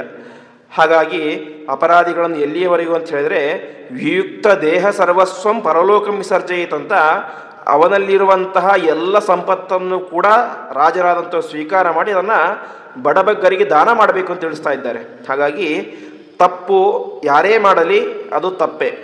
ಅದು ಒಬ್ಬ ರಾಜ ಮಾಡಲಿ, ಒಬ್ಬ ಸಾಮಾನ್ಯ ಭಿಕ್ಷುಕ ಮಾಡಲಿ ತಪ್ಪೇ ಆಗುತ್ತೆ. ಹಾಗಾಗಿ ತಪ್ಪು ಮಾಡಿದಂಥವರನ್ನು ಯಾರೇ ಆಗಲಿ ಅವರನ್ನು ಶಿಕ್ಷೆ ಕೊಡಲೇಬೇಕು. ಇವತ್ತು ದುರ್ಯೋಧನರು ತಪ್ಪು ಮಾಡಿದ್ದಾರೆ, ನೀನು ಶಿಕ್ಷೆ ಕೊಟ್ಟಿದ್ದೀಯಾ. ವಾಸ್ತವಿಕವಾಗಿ ನಿನ್ನ ಮಾನಸಿಕವಾದಂಥ ಸ್ಥೈರ್ಯ ನನಗೆ ಈಗ ನೋಡಿದರೆ ಆಶ್ಚರ್ಯ ಆಗ್ತಿದೆ ಅಂತ ಹೇಳ್ತಾ ಇದ್ದಾಳೆ. ಯಾಕೆಂದರೆ ಯುದ್ಧ ಮಾಡಬೇಕು ಅಂತ ತೀರ್ಮಾನ ಮಾಡಿದಾಗ ಇಂದು ಪ್ರಾರಂಭದಲ್ಲಿ ಸಂಧಾನಕ್ಕೆ ಅಂತ ಕಳಿಸಿದೆ. ಸಂಧಾನ ಯಾವಾಗ ಸಕ್ಸಸ್ ಆಗಲಿಲ್ಲ, ಆವಾಗ ಯುದ್ಧ ಮಾಡೋಣ ತೀರ್ಮಾನ ಮಾಡಿದೆ. ಸಾಮಾನ್ಯವಾಗಿ ದ್ರೌಪದಿ ದೇವಿ ಉಳಿದವರೆಲ್ಲ ಏನು ಅಂದ್ಕೊಂಡಿದ್ರು ಅಂತ ಹೇಳಿದ್ರೆ, ಧರ್ಮರಾಜ ಏನು ಮಾಡಿದ್ರು ಕೂಡ ಯುದ್ಧಕ್ಕೆ ಒಪ್ಕೊಳ್ಳೋದಿಲ್ಲ. ಧರ್ಮರಾಜ ಮನಸ್ಸು ತುಂಬ ಮೃದು, ಧರ್ಮ, ನನ್ನ ಅಣ್ಣ ತಮ್ಮ ದುರ್ಯೋಧನ ಹಾಗೆ ಹೇಗೆ ಅಂತ ಭೀಷ್ಮಾಚಾರ್ಯ ದ್ರೋಣಾಚಾರ್ಯ ಅಂತ ಪ್ರೀತಿ ಅವನಿಗೆ ಜಾಸ್ತಿ. ಹಾಗಾಗಿ ಯುದ್ಧಕ್ಕೆ ಒಪ್ಕೊಳ್ಳೋದಿಲ್ಲ ಅಂತ ಅಂದ್ಕೊಂಡಿದ್ರು. ಆದರೆ ಯುದ್ಧಕ್ಕೆ ಒಪ್ಕೊಂಡ್ಬಿಟ್ಟ. ಅದೇ ಆಶ್ಚರ್ಯ, ಆ ಸಂದರ್ಭದಲ್ಲಿ ನಿನ್ನ ಮನಸ್ಸು ತುಂಬ ಗಟ್ಟಿಯಾಗಿತ್ತು. ಆದರೆ ಈಗ ನೋಡಿದರೆ ನಿನ್ನ ಮನಸ್ಸು ಏನಾಗ್ಬಿಟ್ಟಿದೆ, ಕರೆಗೆ ಹೋಗಿಬಿಟ್ಟಿದೆ. ಹಾಗಾಗಿ ಈ ರೀತಿಯಾಗಿ ಮಾಡೋದು ಸರಿಯಲ್ಲ, ನೀನೇ ಮಾಡು, ರಾಜ್ಯಭಾರವನ್ನು ಮಾಡಲೇಬೇಕು ಅಂತ ತಿಳಿಸ್ತಾ ಇದ್ದಾರೆ. ಅದಾದ ಮೇಲೆ ಬ್ರಹ್ಮಹತ್ಯಾಚ ಚೌರ್ಯಂಚ ರಾಜದ್ರೋಹಂಚ ಪಂಚಮಂ ಅಂತ ಬ್ರಹ್ಮಹತ್ಯೆ ಮಾಡೋದು ದೊಡ್ಡ ದೋಷ, ಸ್ತ್ರೀಯರನ್ನು ಬಲಾತ್ಕಾರ ಮಾಡೋದು ದೊಡ್ಡ ದೋಷ, ರಾಷ್ಟ್ರಕ್ಕೆ ಕೆಟ್ಟದನ್ನು ಮಾಡೋದು ದೊಡ್ಡ ದೋಷ, ಕಳ್ಳತನ, ರಾಜದ್ರೋಹ, ಹೀಗೆ ಇವೆಲ್ಲವೂ ಕೂಡ ದೊಡ್ಡ ದೋಷ ಆಗುತ್ತೆ. ಅದೇ ರೀತಿ ಮಿತ್ರದ್ರೋಹ ಮತ್ತು ಸುರಾಪಾನ, ಮದ್ಯಪಾನವನ್ನು ಮಾಡುವಂಥದ್ದು ಮತ್ತು ಗುರುಗಳಿಗೆ ಹಿಂಸೆಯನ್ನು ಕೊಡುವಂಥದ್ದು, ಹೀಗೆ ಅನೇಕ ರೀತಿಯಾದ ಪಾಪಗಳನ್ನು ಮಾಡುವಂಥವರಿಗೆ ಏನು ಮಾಡ್ತಾರೆ, ಅವರನ್ನು ಶಿಕ್ಷೆ ಕೊಡಬೇಕು ಅಂತ ತಿಳಿಸ್ತಾರೆ. ಅದಕ್ಕೆ ದ್ರೌಪದಿ ಇನ್ನೊಂದು ಮಾತನ್ನು ಹೇಳ್ತಾಳೆ. ಧರ್ಮಶಾಸ್ತ್ರದಲ್ಲಿ ಒಂದು ನಿಯಮ ಇದೆ ಅಂತೆ. ಏನು ಅಂತ, ಈ ಅನೇಕ ಪಾಪಗಳನ್ನು ಮಾಡಿದಂಥವರನ್ನು ಅಪರಾಧಿಗಳು ಅಂತ ಕರೀತಾರೆ. ಇದರಲ್ಲಿ ತ್ರಿಷುವರ್ಣೇಶು ಯೋದಂಡ ಪ್ರಣೀತೋ ಬ್ರಹ್ಮಣಾಪುರ ಅಂತ, ಇದರಲ್ಲಿ 3 ವರ್ಣದವರನ್ನು ಅಂದರೆ ಕ್ಷತ್ರಿಯ, ವೈಶ್ಯ, ಶೂದ್ರ ಇವರಿಗೆ ಅವರೇನು ತಪ್ಪಾಡಿರ್ತಾರೋ ಅದಕ್ಕೆ ತಕ್ಕದ ಶಿಕ್ಷೆ ಕೊಡಬೇಕು. ಆದರೆ ಒಂದು ವೇಳೆ ದೊಡ್ಡ ಜ್ಞಾನಿಯಾದಂಥವನು ಈ ರೀತಿಯಾದ ತಪ್ಪನ್ನು ಮಾಡಿದ್ದರೆ ಆವಾಗ ಅವನ ದೇಹದಲ್ಲಿ ಒಂದು ಸಿಂಬಲ್ ಹಾಕಬೇಕಂತೆ, ಮುದ್ರೆ ಆಗ್ತಾಯಿದ್ರು, ಯಾವುದೋ ಒಂದು ಚಿಹ್ನೆ. ಅದು ನೋಡಿದರೆ ಜನರಿಗೆ ಗೊತ್ತಾಗುತ್ತೆ ಇವನು ದೊಡ್ಡ ತಪ್ಪು ಮಾಡಿದ್ದಾನೆ ಅಂತ. ಆ ರೀತಿಯಾಗಿ ಮಾಡಿ ರಾಜ್ಯದಿಂದಾಗಿ ಅವನಿಗೆ ಬಹಿಷ್ಕಾರವನ್ನು ಹಾಕಬೇಕು ಅಂತ ನಿಯಮ ಇದೆ. ಹಿಂದೆ ಸಂಹಾರ ಮಾಡಬೇಕು ಅಂತ ಹೇಳಿದ್ದು ಅದು ಶುಕ್ರ ನೀತಿ. ಈಗ ಹೇಳ್ತೇವೆ ಇನ್ನೊಂದು ಆಚಾರ್ಯರ ನೀತಿ. ಹೀಗೆ ನಿಯಮ ಇದೆ. ಹಾಗಾಗಿ ನೀನು ಏನು ಮಾಡುತ್ತಾ ಇದೆಯಾ, ಮಾಡ್ತಾ ಇರೋದು ತಪ್ಪು. ಹಾಗಾಗಿ ನೀನು ರಾಜ್ಯಭಾರವನ್ನು ಮಾಡಲೇಬೇಕು ಅಂತ ತಿಳಿಸ್ತಾ ಇದ್ದಾರೆ. ಇಷ್ಟೆಲ್ಲ ಹೇಳಿದಳು. ಇಲ್ಲಿ ತನಕ ಹೇಳಿದ್ದು ಒಂದು ಶುಕ್ರಾಚಾರ್ಯರ ನೀತಿ, ಮತ್ತೊಂದು ಧರ್ಮಶಾಸ್ತ್ರದ ನೀತಿ. ಇಷ್ಟಾದ ಮೇಲೆ ಬೃಹಸ್ಪತ್ಯಾಚಾರ್ಯರು, ದೇವತೆಗಳ ಗುರುಗಳಾದಂಥ ಬೃಹಸ್ಪತ್ಯಾಚಾರ್ಯ ಹೇಳುವಂಥ ನೀತಿಯನ್ನು ತಿಳಿಸ್ತಾ ಇದ್ದಾಳೆ, ರಾಜಧರ್ಮದ ನೀತಿಯನ್ನು ತಿಳಿಸ್ತಾ ಇದ್ದಾಳೆ. ನಾರೀಣಾಂ ಬಾಲವೃದ್ಧಾನಾಂ ಗೋಪತೇಶ್ಚ ಮಹಾಮತಿ ಪಾಪಾನಾಂ ದುರ್ವಿನೀತಾನಾಂ ಪ್ರಾಣಾಂತಂಚ ಬೃಹಸ್ಪತಿ. ಬೃಹಸ್ಪತ್ಯಾಚಾರ್ಯ ಈ ರೀತಿಯಾಗಿ ಹೇಳ್ತಾರೆ ಅಂತ. ಏನು ಹೇಳ್ತಾರೆ? ನಾರೀಣಾಂ ಬಾಲವೃದ್ಧಾನಾಂ ಅಂದರೆ ಯಾರೋ ಹೆಂಗಸರು ಅಥವಾ ಚಿಕ್ಕ ವಯಸ್ಸಿನ ಬಾಲಕರು ಅಥವಾ ವಯಸ್ಸಾದಂತಹ ಮುದುಕರು ಅಥವಾ ಗೋಪತೇಹೆ ದನ ಕಾಯುವಂತಹ ವ್ಯಕ್ತಿಗಳು, ಇವರು ತಪ್ಪನ್ನು ಮಾಡಿದಾಗ ಏನು ಮಾಡಬೇಕು? ಮರಣದಂಡನೆಯನ್ನಂಥ ಶಿಕ್ಷೆ ಕೊಡಬೇಕು ಅಂತ ಬೃಹಸ್ಪತ್ಯಾಚಾರ್ಯ ತಮ್ಮ ಶಾಸ್ತ್ರದಲ್ಲಿ ಹೇಳಿದ್ದಾರೆ. ಹಾಗಾಗಿ ನಿನ್ನ ಈ ಧೃತರಾಷ್ಟ್ರನ ಮಕ್ಕಳು ಎಲ್ಲ ರೀತಿಯ ತಪ್ಪನ್ನು ಕೂಡ ಮಾಡಿದ್ದಾರೆ. ಒಬ್ಬ ಪಾಪಿಯಾದಂಥವನು ಯಾವ ಯಾವ ರೀತಿಯ ತಪ್ಪನ್ನು ಮಾಡಲಿಕ್ಕೆ ಸಾಧ್ಯನೋ ಎಲ್ಲವನ್ನು ಕೂಡ ಮಾಡಿದ್ದಾರೆ. ಹಿಂದೆ ನಮ್ಮ ಜೊತೆ ಜೂಜಾಟ ಆಡಿದರು. ಆ ಜೂಜಾಟದಲ್ಲಿ ನಮ್ಮ ಸೋಲಿಸಿದರು. ಸರಿಯಾಗಿ ಆಟ ಆಡಿ ಸೋಲಿಸಿದ್ದರೆ ಅದರ ಯಾವ ತಪ್ಪೂ ಇಲ್ಲ. ಆದರೆ ಸೋಲಿಸಿದ್ದು ಹೇಗೆ? ದುರ್ಬುದ್ಧಿಯಿಂದಾಗಿ ಮೋಸ ಮಾಡಿ ನಮ್ಮನ್ನು ಸೋಲಿಸಿದರು. ಅಂಥ ಸಂದರ್ಭದಲ್ಲಿ ಯಾರಿದ್ದ? ಅದೇ ಪ್ರಧಾನವಾಗಿ ತಪ್ಪಿರೋದು ಯಾವುದು? ಒಂದು ಸೌಬಲ ಅಂದರೆ ಶಕುನಿ, ಅದೇ ರೀತಿ ಕರ್ಣ ಅಂತ. ಸಾಮಾನ್ಯವಾಗಿ ಇಲ್ಲಿ ತನಕ ಕರ್ಣನ ಮೇಲೆ ಒಂದು ರೀತಿ ವ್ಯಾಮೋಹ, ಅವನ ಮೇಲೆ ಒಂದು ರೀತಿ ಪ್ರೀತಿ ಇತ್ತು. ಯಾರಿಗೆ? ಧರ್ಮರಾಜನಿಗೆ. ಕೊಂದು ಬಿಟ್ನಲ್ಲ ಅಂತ ಅವನ ಮೇಲೆ ಒಂದು ರೀತಿ ಪ್ರೀತಿ ಜಾಸ್ತಿ ಆಗಿಬಿಟ್ಟಿತ್ತು. ಅದಕ್ಕೆ ದ್ರೌಪದಿ ಹೇಳ್ತಾ ಇದ್ದಾಳೆ, ಅಲ್ಲ ಯುಧಿಷ್ಠಿರ, ಇಷ್ಟು ನನಗೆ ಅಪಮಾನ ಮಾಡಿದಂತಹ ಕರ್ಣನ ಮೇಲೆ ನೀನು ದುಃಖ ಪಡ್ತಾ ಇದ್ದೀರಿ, ಎಷ್ಟು ಸರಿ ಅಂತ. ಅವಳು ಹೇಳ್ತಾಳೆ, ಕರ್ಣ ಎಂತಹ ದೊಡ್ಡ ಪಾಪಿಷ್ಠ ಅಂತ ಹೇಳಿದರೆ, ಅಷ್ಟು ಜನರ ಮಧ್ಯದಲ್ಲಿ ಒಂದೇ ವಸ್ತ್ರದಲ್ಲಿ ಇದ್ದಂತಹ ರಜಸ್ವಲಿಯಾದಂತಹ ನನ್ನನ್ನು ಕರೆದುಕೊಂಡು ಬಂದರೆ, ಕರ್ಣ ನನಗೆ ಕರೆದಿದ್ದೇನು? ಇವಳೊಬ್ಬ ವೇಶ್ಯಾಸ್ತ್ರೀ ಅಂತ ಕರೆದ. ಅವನಿಗೆ ಮೊದಲೇ ಗೊತ್ತಿತ್ತು ಅಂತೆ ಪಾಂಡವರು ನನ್ನ ಅಣ್ಣ ತಮ್ಮಂದಿರು ಅಂತ. ಅಂದರೆ ಏನಾಗಬೇಕು? ದ್ರೌಪದಿ ತನಗೆ ತಮ್ಮನ ಹೆಂಡತಿಯಾಗಬೇಕು. ತಮ್ಮನ ಹೆಂಡತಿ ಒಂದು ರೀತಿ ಮಗಳಿಗೆ ಸಮಾಳ ಅಂಥವಳು. ಅಂತಹ ನನ್ನನ್ನು ಏನಂತ ಕರೆದ ಅವನು? ವೇಶ್ಯೆ ಅಂತ ಕರೆದ. ಇನ್ನು ಸೌಬಲ, ಯಾರು? ಸೌಬಲ ಅಂದರೆ ಶಕುನಿ. ಶಕುನಿ ಆ ಗಾಂಧಾರಿಯ ಸಹೋದರ. ಗಾಂಧಾರ ದೇಶ ಇಂದಿನ ಅಫ್ಘಾನಿಸ್ತಾನ್. ಸಾಮಾನ್ಯವಾಗಿ ಒಂದು ಹೆಣ್ಣನ್ನು ಮದುವೆ ಮಾಡಿಕೊಟ್ರೆ ಹೆಣ್ಣು ಮಾತ್ರ ಗಂಡ ಮನೆಗೆ ಹೋಗ್ತಾಳೆ, ತಮ್ಮ ಬರೋದಿಲ್ಲ. ತಮ್ಮನೋ ಅಣ್ಣನೋ ಯಾರು ಬರೋದಿಲ್ಲ. ಒಂದು ವೇಳೆ ಬಂದಿದ್ದಾನೆ ಅಂತ ಹೇಳಿದ್ರೆ ಅದರಿಂದ ಏನೋ ದೊಡ್ಡ ಕುತಂತ್ರ ಇರುತ್ತೆ ಅಂತಲೇ ಅರ್ಥ. ಇವತ್ತು ನಾವು ಅನೇಕ ಸೀರಿಯಲ್ಗಳನ್ನು ಕೂಡ ನೋಡ್ತೇವೆ. ಒಂದು ಹೆಣ್ಣು ಮನೆ ಕಳಿಸ್ತಾ ಇದ್ದರಿಂದ ಅದ್ರ ಜೊತೆಗೆ ಅವನ ತಮ್ಮನೋ ಅಣ್ಣನೋ ಯಾರು ಕೂಡ ಬಂದುಬಿಟ್ಟಿರ್ತಾರೆ ಆ ಮನೆಗೆ. ಹಾಗೆ ಶಕುನಿ ಈ ಒಂದು ನಮ್ಮ ದೇಶಕ್ಕೆ ಬಂದಿದ್ದರ ಪ್ರಧಾನ ಕಾರಣ ಏನು? ನಮ್ಮನ್ನು ಈ ರಾಜ್ಯದಿಂದಾಗಿ ಬಿಟ್ಟು ಓಡಿಸಬೇಕು ಅಂತಲೇ ಶಕುನಿ ಬಂದಿದ್ದು. ನಮ್ಮ ರಾಜ್ಯದಲ್ಲಿ ಅವನಿಗೇನು ಕೆಲಸ? ಎಷ್ಟೇ ನಮ್ಮ ರಾಜ್ಯದಲ್ಲಿ ಇದ್ದರೂ ಕೂಡ ಯಾವ ಗಾಂಧಾರಿಯ ಸಹೋದರನಾಗಿದ್ದರೂ ಕೂಡ ನನಗೆ ರಾಜ್ಯ ಏನು ಸಿಗೋದಿಲ್ಲ, ಹಳ್ಳಿ ಸಿಗೋದಿಲ್ಲ, ಕಿರೀಟ ಸಿಗೋದಿಲ್ಲ, ಏನು ಸಿಗೋದಿಲ್ಲ. 4 ತುತ್ತು ಊಟ ಸಿಗ್ಬೋದು ಅಷ್ಟೇ. ಅಷ್ಟಿದ್ದರೂ ಕೂಡ ನಮ್ಮ ರಾಜ್ಯದಲ್ಲಿ ಯಾಕೆ ಬಿದ್ದಿದ್ದ ಅಂತ ಹೇಳಿದ್ರೆ ಕಾರಣ ಏನು? ನಮ್ಮ ಮೇಲಿನ ಅಪಾರವಾದಂತಹ ದ್ವೇಷ. ನೀವೇನೋ ಅವರ ತಲೆ ಮೇಲೆ ಇಟ್ಕೊಂಡು ಸೋದರ ಮಾವ ಅಂತ ಮೆರೆಸ್ತಾ ಇದ್ದೀರಿ, ಯಾರು? ನೀವು ಪಾಂಡವರು. ಆದರೆ ಈ ಕರ್ಣ ಮತ್ತು ಯಾವ ಶಕುನಿ ಇದ್ದಾರೆ ಅವರೇನೇ ನಮಗೆ ಈ ರೀತಿಯಾದ ಪರಿಸ್ಥಿತಿ ಬರಲಿಕ್ಕೆ ಪ್ರಧಾನವಾದಂತಹ ಕಾರಣ. ಶಕುನಿ ದುರ್ಯೋಧನನ ಮತ್ತು ಧೃತರಾಷ್ಟ್ರ ತಲೆಯನ್ನು ಕಡಿಸಿದಂತಹ ಪ್ರಧಾನವಾದಂತಹ ವ್ಯಕ್ತಿ. ಕಳಿಂಕ ನೀತಿ ಅಂತ ಅವನೊಂದೊಂದು ನೀತಿ ಇದೆ. ಒಬ್ಬೊಬ್ಬರು ಕೂಡ ಒಂದೊಂದು ನೀತಿಯನ್ನು ಮಾಡಿಬಿಟ್ಟಿದ್ದಾರೆ. ಬೃಹಸ್ಪತ್ಯಾಚಾರ್ಯ ಮಾಡಿದ್ದಾರೆ, ಶುಕ್ರಾಚಾರ್ಯ ಮಾಡಿದ್ದಾರೆ, ಇವನು ಮಾಡಿದ್ದಾನೆ. ಹೀಗೆ ಅವನು ಅನೇಕ ರೀತಿಯಾಗಿ ಉಪದೇಶ ಮಾಡಿ ಮಾಡಿ ಮಾಡಿ ಮಾಡಿ ಅವರಿಬ್ಬರ ತಲೆಯನ್ನು ಕೆಡಿಸಿಬಿಟ್ಟ. ಈ ಕಡೆ ಇದು ಯಾವ ರೀತಿಯಲ್ಲಿ ರಾಜ್ಯದ ಮೇಲಿನ ಆಸೆಯಿಂದಾಗಿ ವ್ಯಾಮೋಹದ ರೂಪದಲ್ಲಿ ತಲೆ ಕೆಡಿಸಿದ್ದು ಶಕುನಿ. ಕರ್ಣ ಏನು ಮಾಡಿದ? ದ್ರೌಪದಿಯ ಮೇಲಿನ ಆಸೆಯನ್ನು ದುರ್ಯೋಧನ ಜಾಸ್ತಿ ಮಾಡಿದ. ಯಾವಾಗ ದ್ರೌಪದಿಗೆ ಸ್ವಯಂವರ ಅಂತ ಏರ್ಪಾಡಾಗಿತ್ತು ಆವಾಗ ಕರ್ಣನು ಕೂಡ ಬಂದಿದ್ದ. ಕರ್ಣನಿಗೇನು ದ್ರೌಪದಿಯ ಮೇಲೆ ಆಸೆ ಇರಲಿಲ್ಲ. ಮತ್ತ್ಯಾಕೆ ಬಂದಿದ್ದ ಅಂತ ಹೇಳಿದ್ರೆ, ಹೇಗಾದರೂ ಮಾಡಿ ದ್ರೌಪದಿಯನ್ನು ಗೆದ್ದು ದುರ್ಯೋಧನಿಗೆ ಕಟ್ಟಬೇಕು, ಮದುವೆ ಮಾಡಿಕೊಡ್ಬೇಕು ಅಂತ. ಯಾಕೆಂದರೆ ಅವನು ದ್ರೌಪದಿಯ ಅಂದ ಚಂದವನ್ನು, ಅವಳ ಸೌಂದರ್ಯವನ್ನು ದುರ್ಯೋಧನಿಗೆ ಹೇಳಿಬಿಟ್ಟಿದ್ದ. ಹಾಗಾಗಿ ದುರ್ಯೋಧನಿಗೆ ಅವಳ ಮೇಲೆ ಭಾರಿ ಆಸೆ ಆಗಿಬಿಟ್ಟಿದ್ದು. ಹಾಗಾಗಿ ಹೇಗಾದರೂ ಮಾಡಿ ನಾವೆಲ್ಲರೂ ಕೂಡ ಸೇರಿ ಪ್ರಯತ್ನ ಮಾಡಿ ಏನು ಮಾಡೋಣ, ದ್ರೌಪದಿಯನ್ನು ಗೆದ್ದು ದುರ್ಯೋಧನಿಗೆ ಮದುವೆ ಮಾಡಿಕೊಡಬೇಕು ಅಂತ ಕರ್ಣ ಬಯಸಿದ್ದ. ಅಷ್ಟು ಮಾತ್ರ ಅಲ್ಲ, ನಿರಂತರವಾಗಿ ಅವನು ಮದುವೆಯಾದ ಮೇಲೂ ಕೂಡ ನನ್ನನ್ನು ಹೇಗಾದರೂ ಮಾಡಿ ದುರ್ಯೋಧನ ಜೊತೆಗೆ ಸೇರಿಸಬೇಕು ಅಂತ ಆ ರೀತಿಯಾದಂತಹ ಕೆಟ್ಟ ದೃಷ್ಟಿ, ಕೆಟ್ಟ ವಿಚಾರ ಯಾರಿಗಿತ್ತು? ಕರ್ಣನಿಗೆ ಇತ್ತು. ಹಾಗಾಗಿ ಅವನು ನಿನ್ನ ಸಹೋದರನಾದರೂ ಕೂಡ ಏನು ಮಾಡಿದ್ದಾನೆ, ನನ್ನ ಮೇಲೆ ಈ ರೀತಿಯಾದ ದೊಡ್ಡ ದುಷ್ಕೃತ್ಯವನ್ನು ಮಾಡಿದ್ದಾನೆ. ಹಾಗಾಗಿ ಸೌಬಲಸ್ಯ ಚ ದುರ್ಬುದ್ಧೇಹೇ ಕರ್ಣಸ್ಯ ಚ ದುರಾತ್ಮನಃ ಅಂತ. ಈ ಶಕುನಿ ಮತ್ತು ಕರ್ಣ ಯಾರೂ ಕೂಡ ಸಾತ್ವಿಕರಲ್ಲ, ಇವರು ಇಬ್ಬರೂ ಕೂಡ ಪರಮ ಪಾಪಿಷ್ಠರಾಗಿದ್ದಾರೆ. ಹಾಗಾಗಿ ಇವರನ್ನು ಸಂಹಾರ ಮಾಡಿದ ಬಗ್ಗೆ ನೀನೇನು ಕೂಡ ಚಿಂತೆ ಮಾಡುವಂತಹ ಅವಶ್ಯಕತೆಯೇ ಇಲ್ಲ ಎಂಬುದಾಗಿ ಆ ಧರ್ಮರಾಜನಿಗೆ ತಿಳಿಸ್ತಾ ಇದ್ದಾಳೆ. ಈ ರೀತಿಯಾಗಿ ಮುಂದೆ ಅನೇಕ ರೀತಿ ವಿಚಾರಗಳನ್ನು ಹೇಳಿ ಅವಳು ತಿಳಿಸ್ತಾ ಇದ್ದಾಳೆ. ಅಂತಹ ಸಂದರ್ಭ, ಸೀರೆ ಸೆಳೆಯುವಂಥ ಸಂದರ್ಭ. ಆವಾಗ ಏನಾಯಿತು, ರಕ್ಷಿತ ದೇವದೇವಿಯನ ಜಗತಃ ಕಾಲಹೇತುನ ಅಂತ ದೇವದೇವೋತ್ತಮನಾದಂತಹ ಪರಮಾತ್ಮ ಬಂದು ನನ್ನನ್ನು ರಕ್ಷಣೆ ಮಾಡಿದ ಅಂತ. ಅಂದರೆ ಇದರ ಮೂಲಕ ಒಂದು ರೀತಿಯಲ್ಲಿ ಧರ್ಮರಾಜನು ಕೂಡ ತಿಳಿತಾ ಇದ್ದಾಳೆ. ಯಾರು? ದ್ರೌಪದಿ ದೇವಿ. ಅಲ್ಲಿ ನೀನಿದ್ದಿ, ಭೀಮಸೇನ ಇದ್ದ, ಮಹಾಪರಾಕ್ರಮಿಯ ಅಂತ ಭೀಮಸೇನ ಇದ್ದ, ಅರ್ಜುನ ಇದ್ದ, ನಕುಲ ಸಹದೇವರಿದ್ದರು. ಇವರೆಲ್ಲರೂ ಕೂಡ ಇದ್ದರೂ ಕೂಡ ಏನಾಯಿತು, ನನ್ನನ್ನು ರಕ್ಷಣೆ ಮಾಡಲಿಕ್ಕೆ ಯಾರು ಬರಬೇಕಾಯಿತು? ಕೃಷ್ಣ ಬರಬೇಕಾಯಿತು. ಅಷ್ಟು ಕೂಡ ಪೌರುಷ ಇಲ್ವೋ ನಿಮಗೆ ಅಂತ ಒಂದು ರೀತಿ ತಿಳಿತಾ ಇದ್ದಾಳೆ. ಯಾರು? ದ್ರೌಪದಿ ದೇವಿ.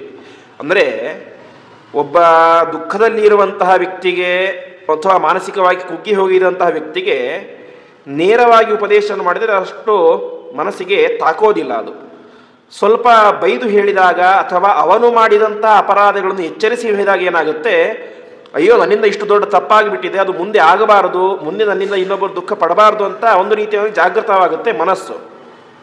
ಆ ಅಂಶದಿಂದ ಈ ದ್ರೌಪದಿ ಹೇಳ್ತಾ ಇದ್ದಾಳೆ, ಅಷ್ಟೆಲ್ಲ ನನ್ನ 5 ಜನ ಗಂಡಂದ್ರಿದ್ರಿ, 3 ಲೋಕದ ಗಂಡ ಅಂತ ಪ್ರಖ್ಯಾತನಾದಂತಹ ಅರ್ಜುನ ಇದ್ದ, ಆದರೆ ಕಾಪಾಡಿದ್ಯಾರು? ರಕ್ಷಿತ ದೇವದೇವೇನ ಜಗತಃ ಕಾಲಹೇತುನ, ಕಾಪಾಡಿದ್ದು ಮಾತ್ರ ಕೃಷ್ಣ. ಹಾಗಾಗಿ ಇವತ್ತು ಇಷ್ಟೆಲ್ಲ ಜನ, ಈ 4 ಜನ ನಿನ್ನ ಅಣ್ಣ ತಮ್ಮದರು ನಿನ್ನನ್ನು ಸಮಾಧಾನ ಮಾಡಲಿಕ್ಕೆ ಪ್ರಯತ್ನ ಮಾಡ್ತಾ ಇದ್ದಾರೆ. ಹಾಗಾಗಿ ನೀನೇನು ಮಾಡು, ನಿನ್ನ ಪಾಲಿನ ಈ ಒಂದು ಭೂಮಿಯನ್ನು ಸ್ವೀಕಾರ ಮಾಡಿ ನೀನು ಅದನ್ನು ರಕ್ಷಣೆ ಮಾಡಬೇಕು. ಅದಕ್ಕೆ ಹೇಳ್ತಾಳೆ, ಮಾಂಧಾತ ಚಾಂಬರೀಶ್ಚ ತಥಾ ರಾಜನ್ ವಿರಾಜಸೆ ಅಂತ. ಹಿಂದೆ ಜಗತ್ತು ಮೆಚ್ಚಿದಂಥ ಇಬ್ಬರು ಪ್ರಮುಖ ಚಕ್ರವರ್ತಿಗಳು ಅಂತೇಳಿ, ಒಂದು ಮಾಂಧಾತ ಮತ್ತು ಅಂಬರೀಷ ಅಂತ. ಆ ಮಾಂಧಾತ ಚಕ್ರವರ್ತಿ ವಿಶೇಷವಾಗಿ ನಾವು ಇವತ್ತು ಇದನ್ನು ಕೇಳ್ತೇವೆ, ಯಾವುದು ಮಂಗಲಾಷ್ಟಕವನ್ನು. ಚಕ್ರವರ್ತಿಗಳು ಹೇಳಬೇಕಾದ್ರೆ ಬರುವಂತಹ ಹೆಸರೇನು? ಪ್ರಾರಂಭದಲ್ಲಿಯೇ ಮಾಂಧಾತ ನಹುಶೋಂಬರೀಷ ಸಗರವು ಅಂತ ಪ್ರಾರಂಭ ಆಗುತ್ತೆ. ಹಾಗಾಗಿ ಮಾಂಧಾತ ಚಕ್ರವರ್ತಿ, ಅವನ ಮಗನೇನೇ ಒಂದು ಅಂಬರೀಷ. ಹೀಗೆ ದೊಡ್ಡ ಚಕ್ರವರ್ತಿ ಆ ಮಾಂಧಾತ ಮತ್ತು ಅಂಬರೀಷ ಅವರಿಬ್ಬರೂ ಕೂಡ ವಿಶೇಷವಾಗಿ ರಾಜ್ಯಪಾಲನೆಯನ್ನು ಮಾಡಿ ಅವರು ಇವತ್ತು ಜಗತ್ತಿನಲ್ಲಿ ಶ್ರೇಷ್ಠ ಚಕ್ರವರ್ತಿಗಳು ಅಂತ ಪ್ರಖ್ಯಾತರಾಗಿದ್ದಾರೆ. ನಿನ್ನಲ್ಲಿಯೂ ಕೂಡ ಆ ರೀತಿಯಾದಂತಹ ಸಾಮರ್ಥ್ಯ ಇದೆ.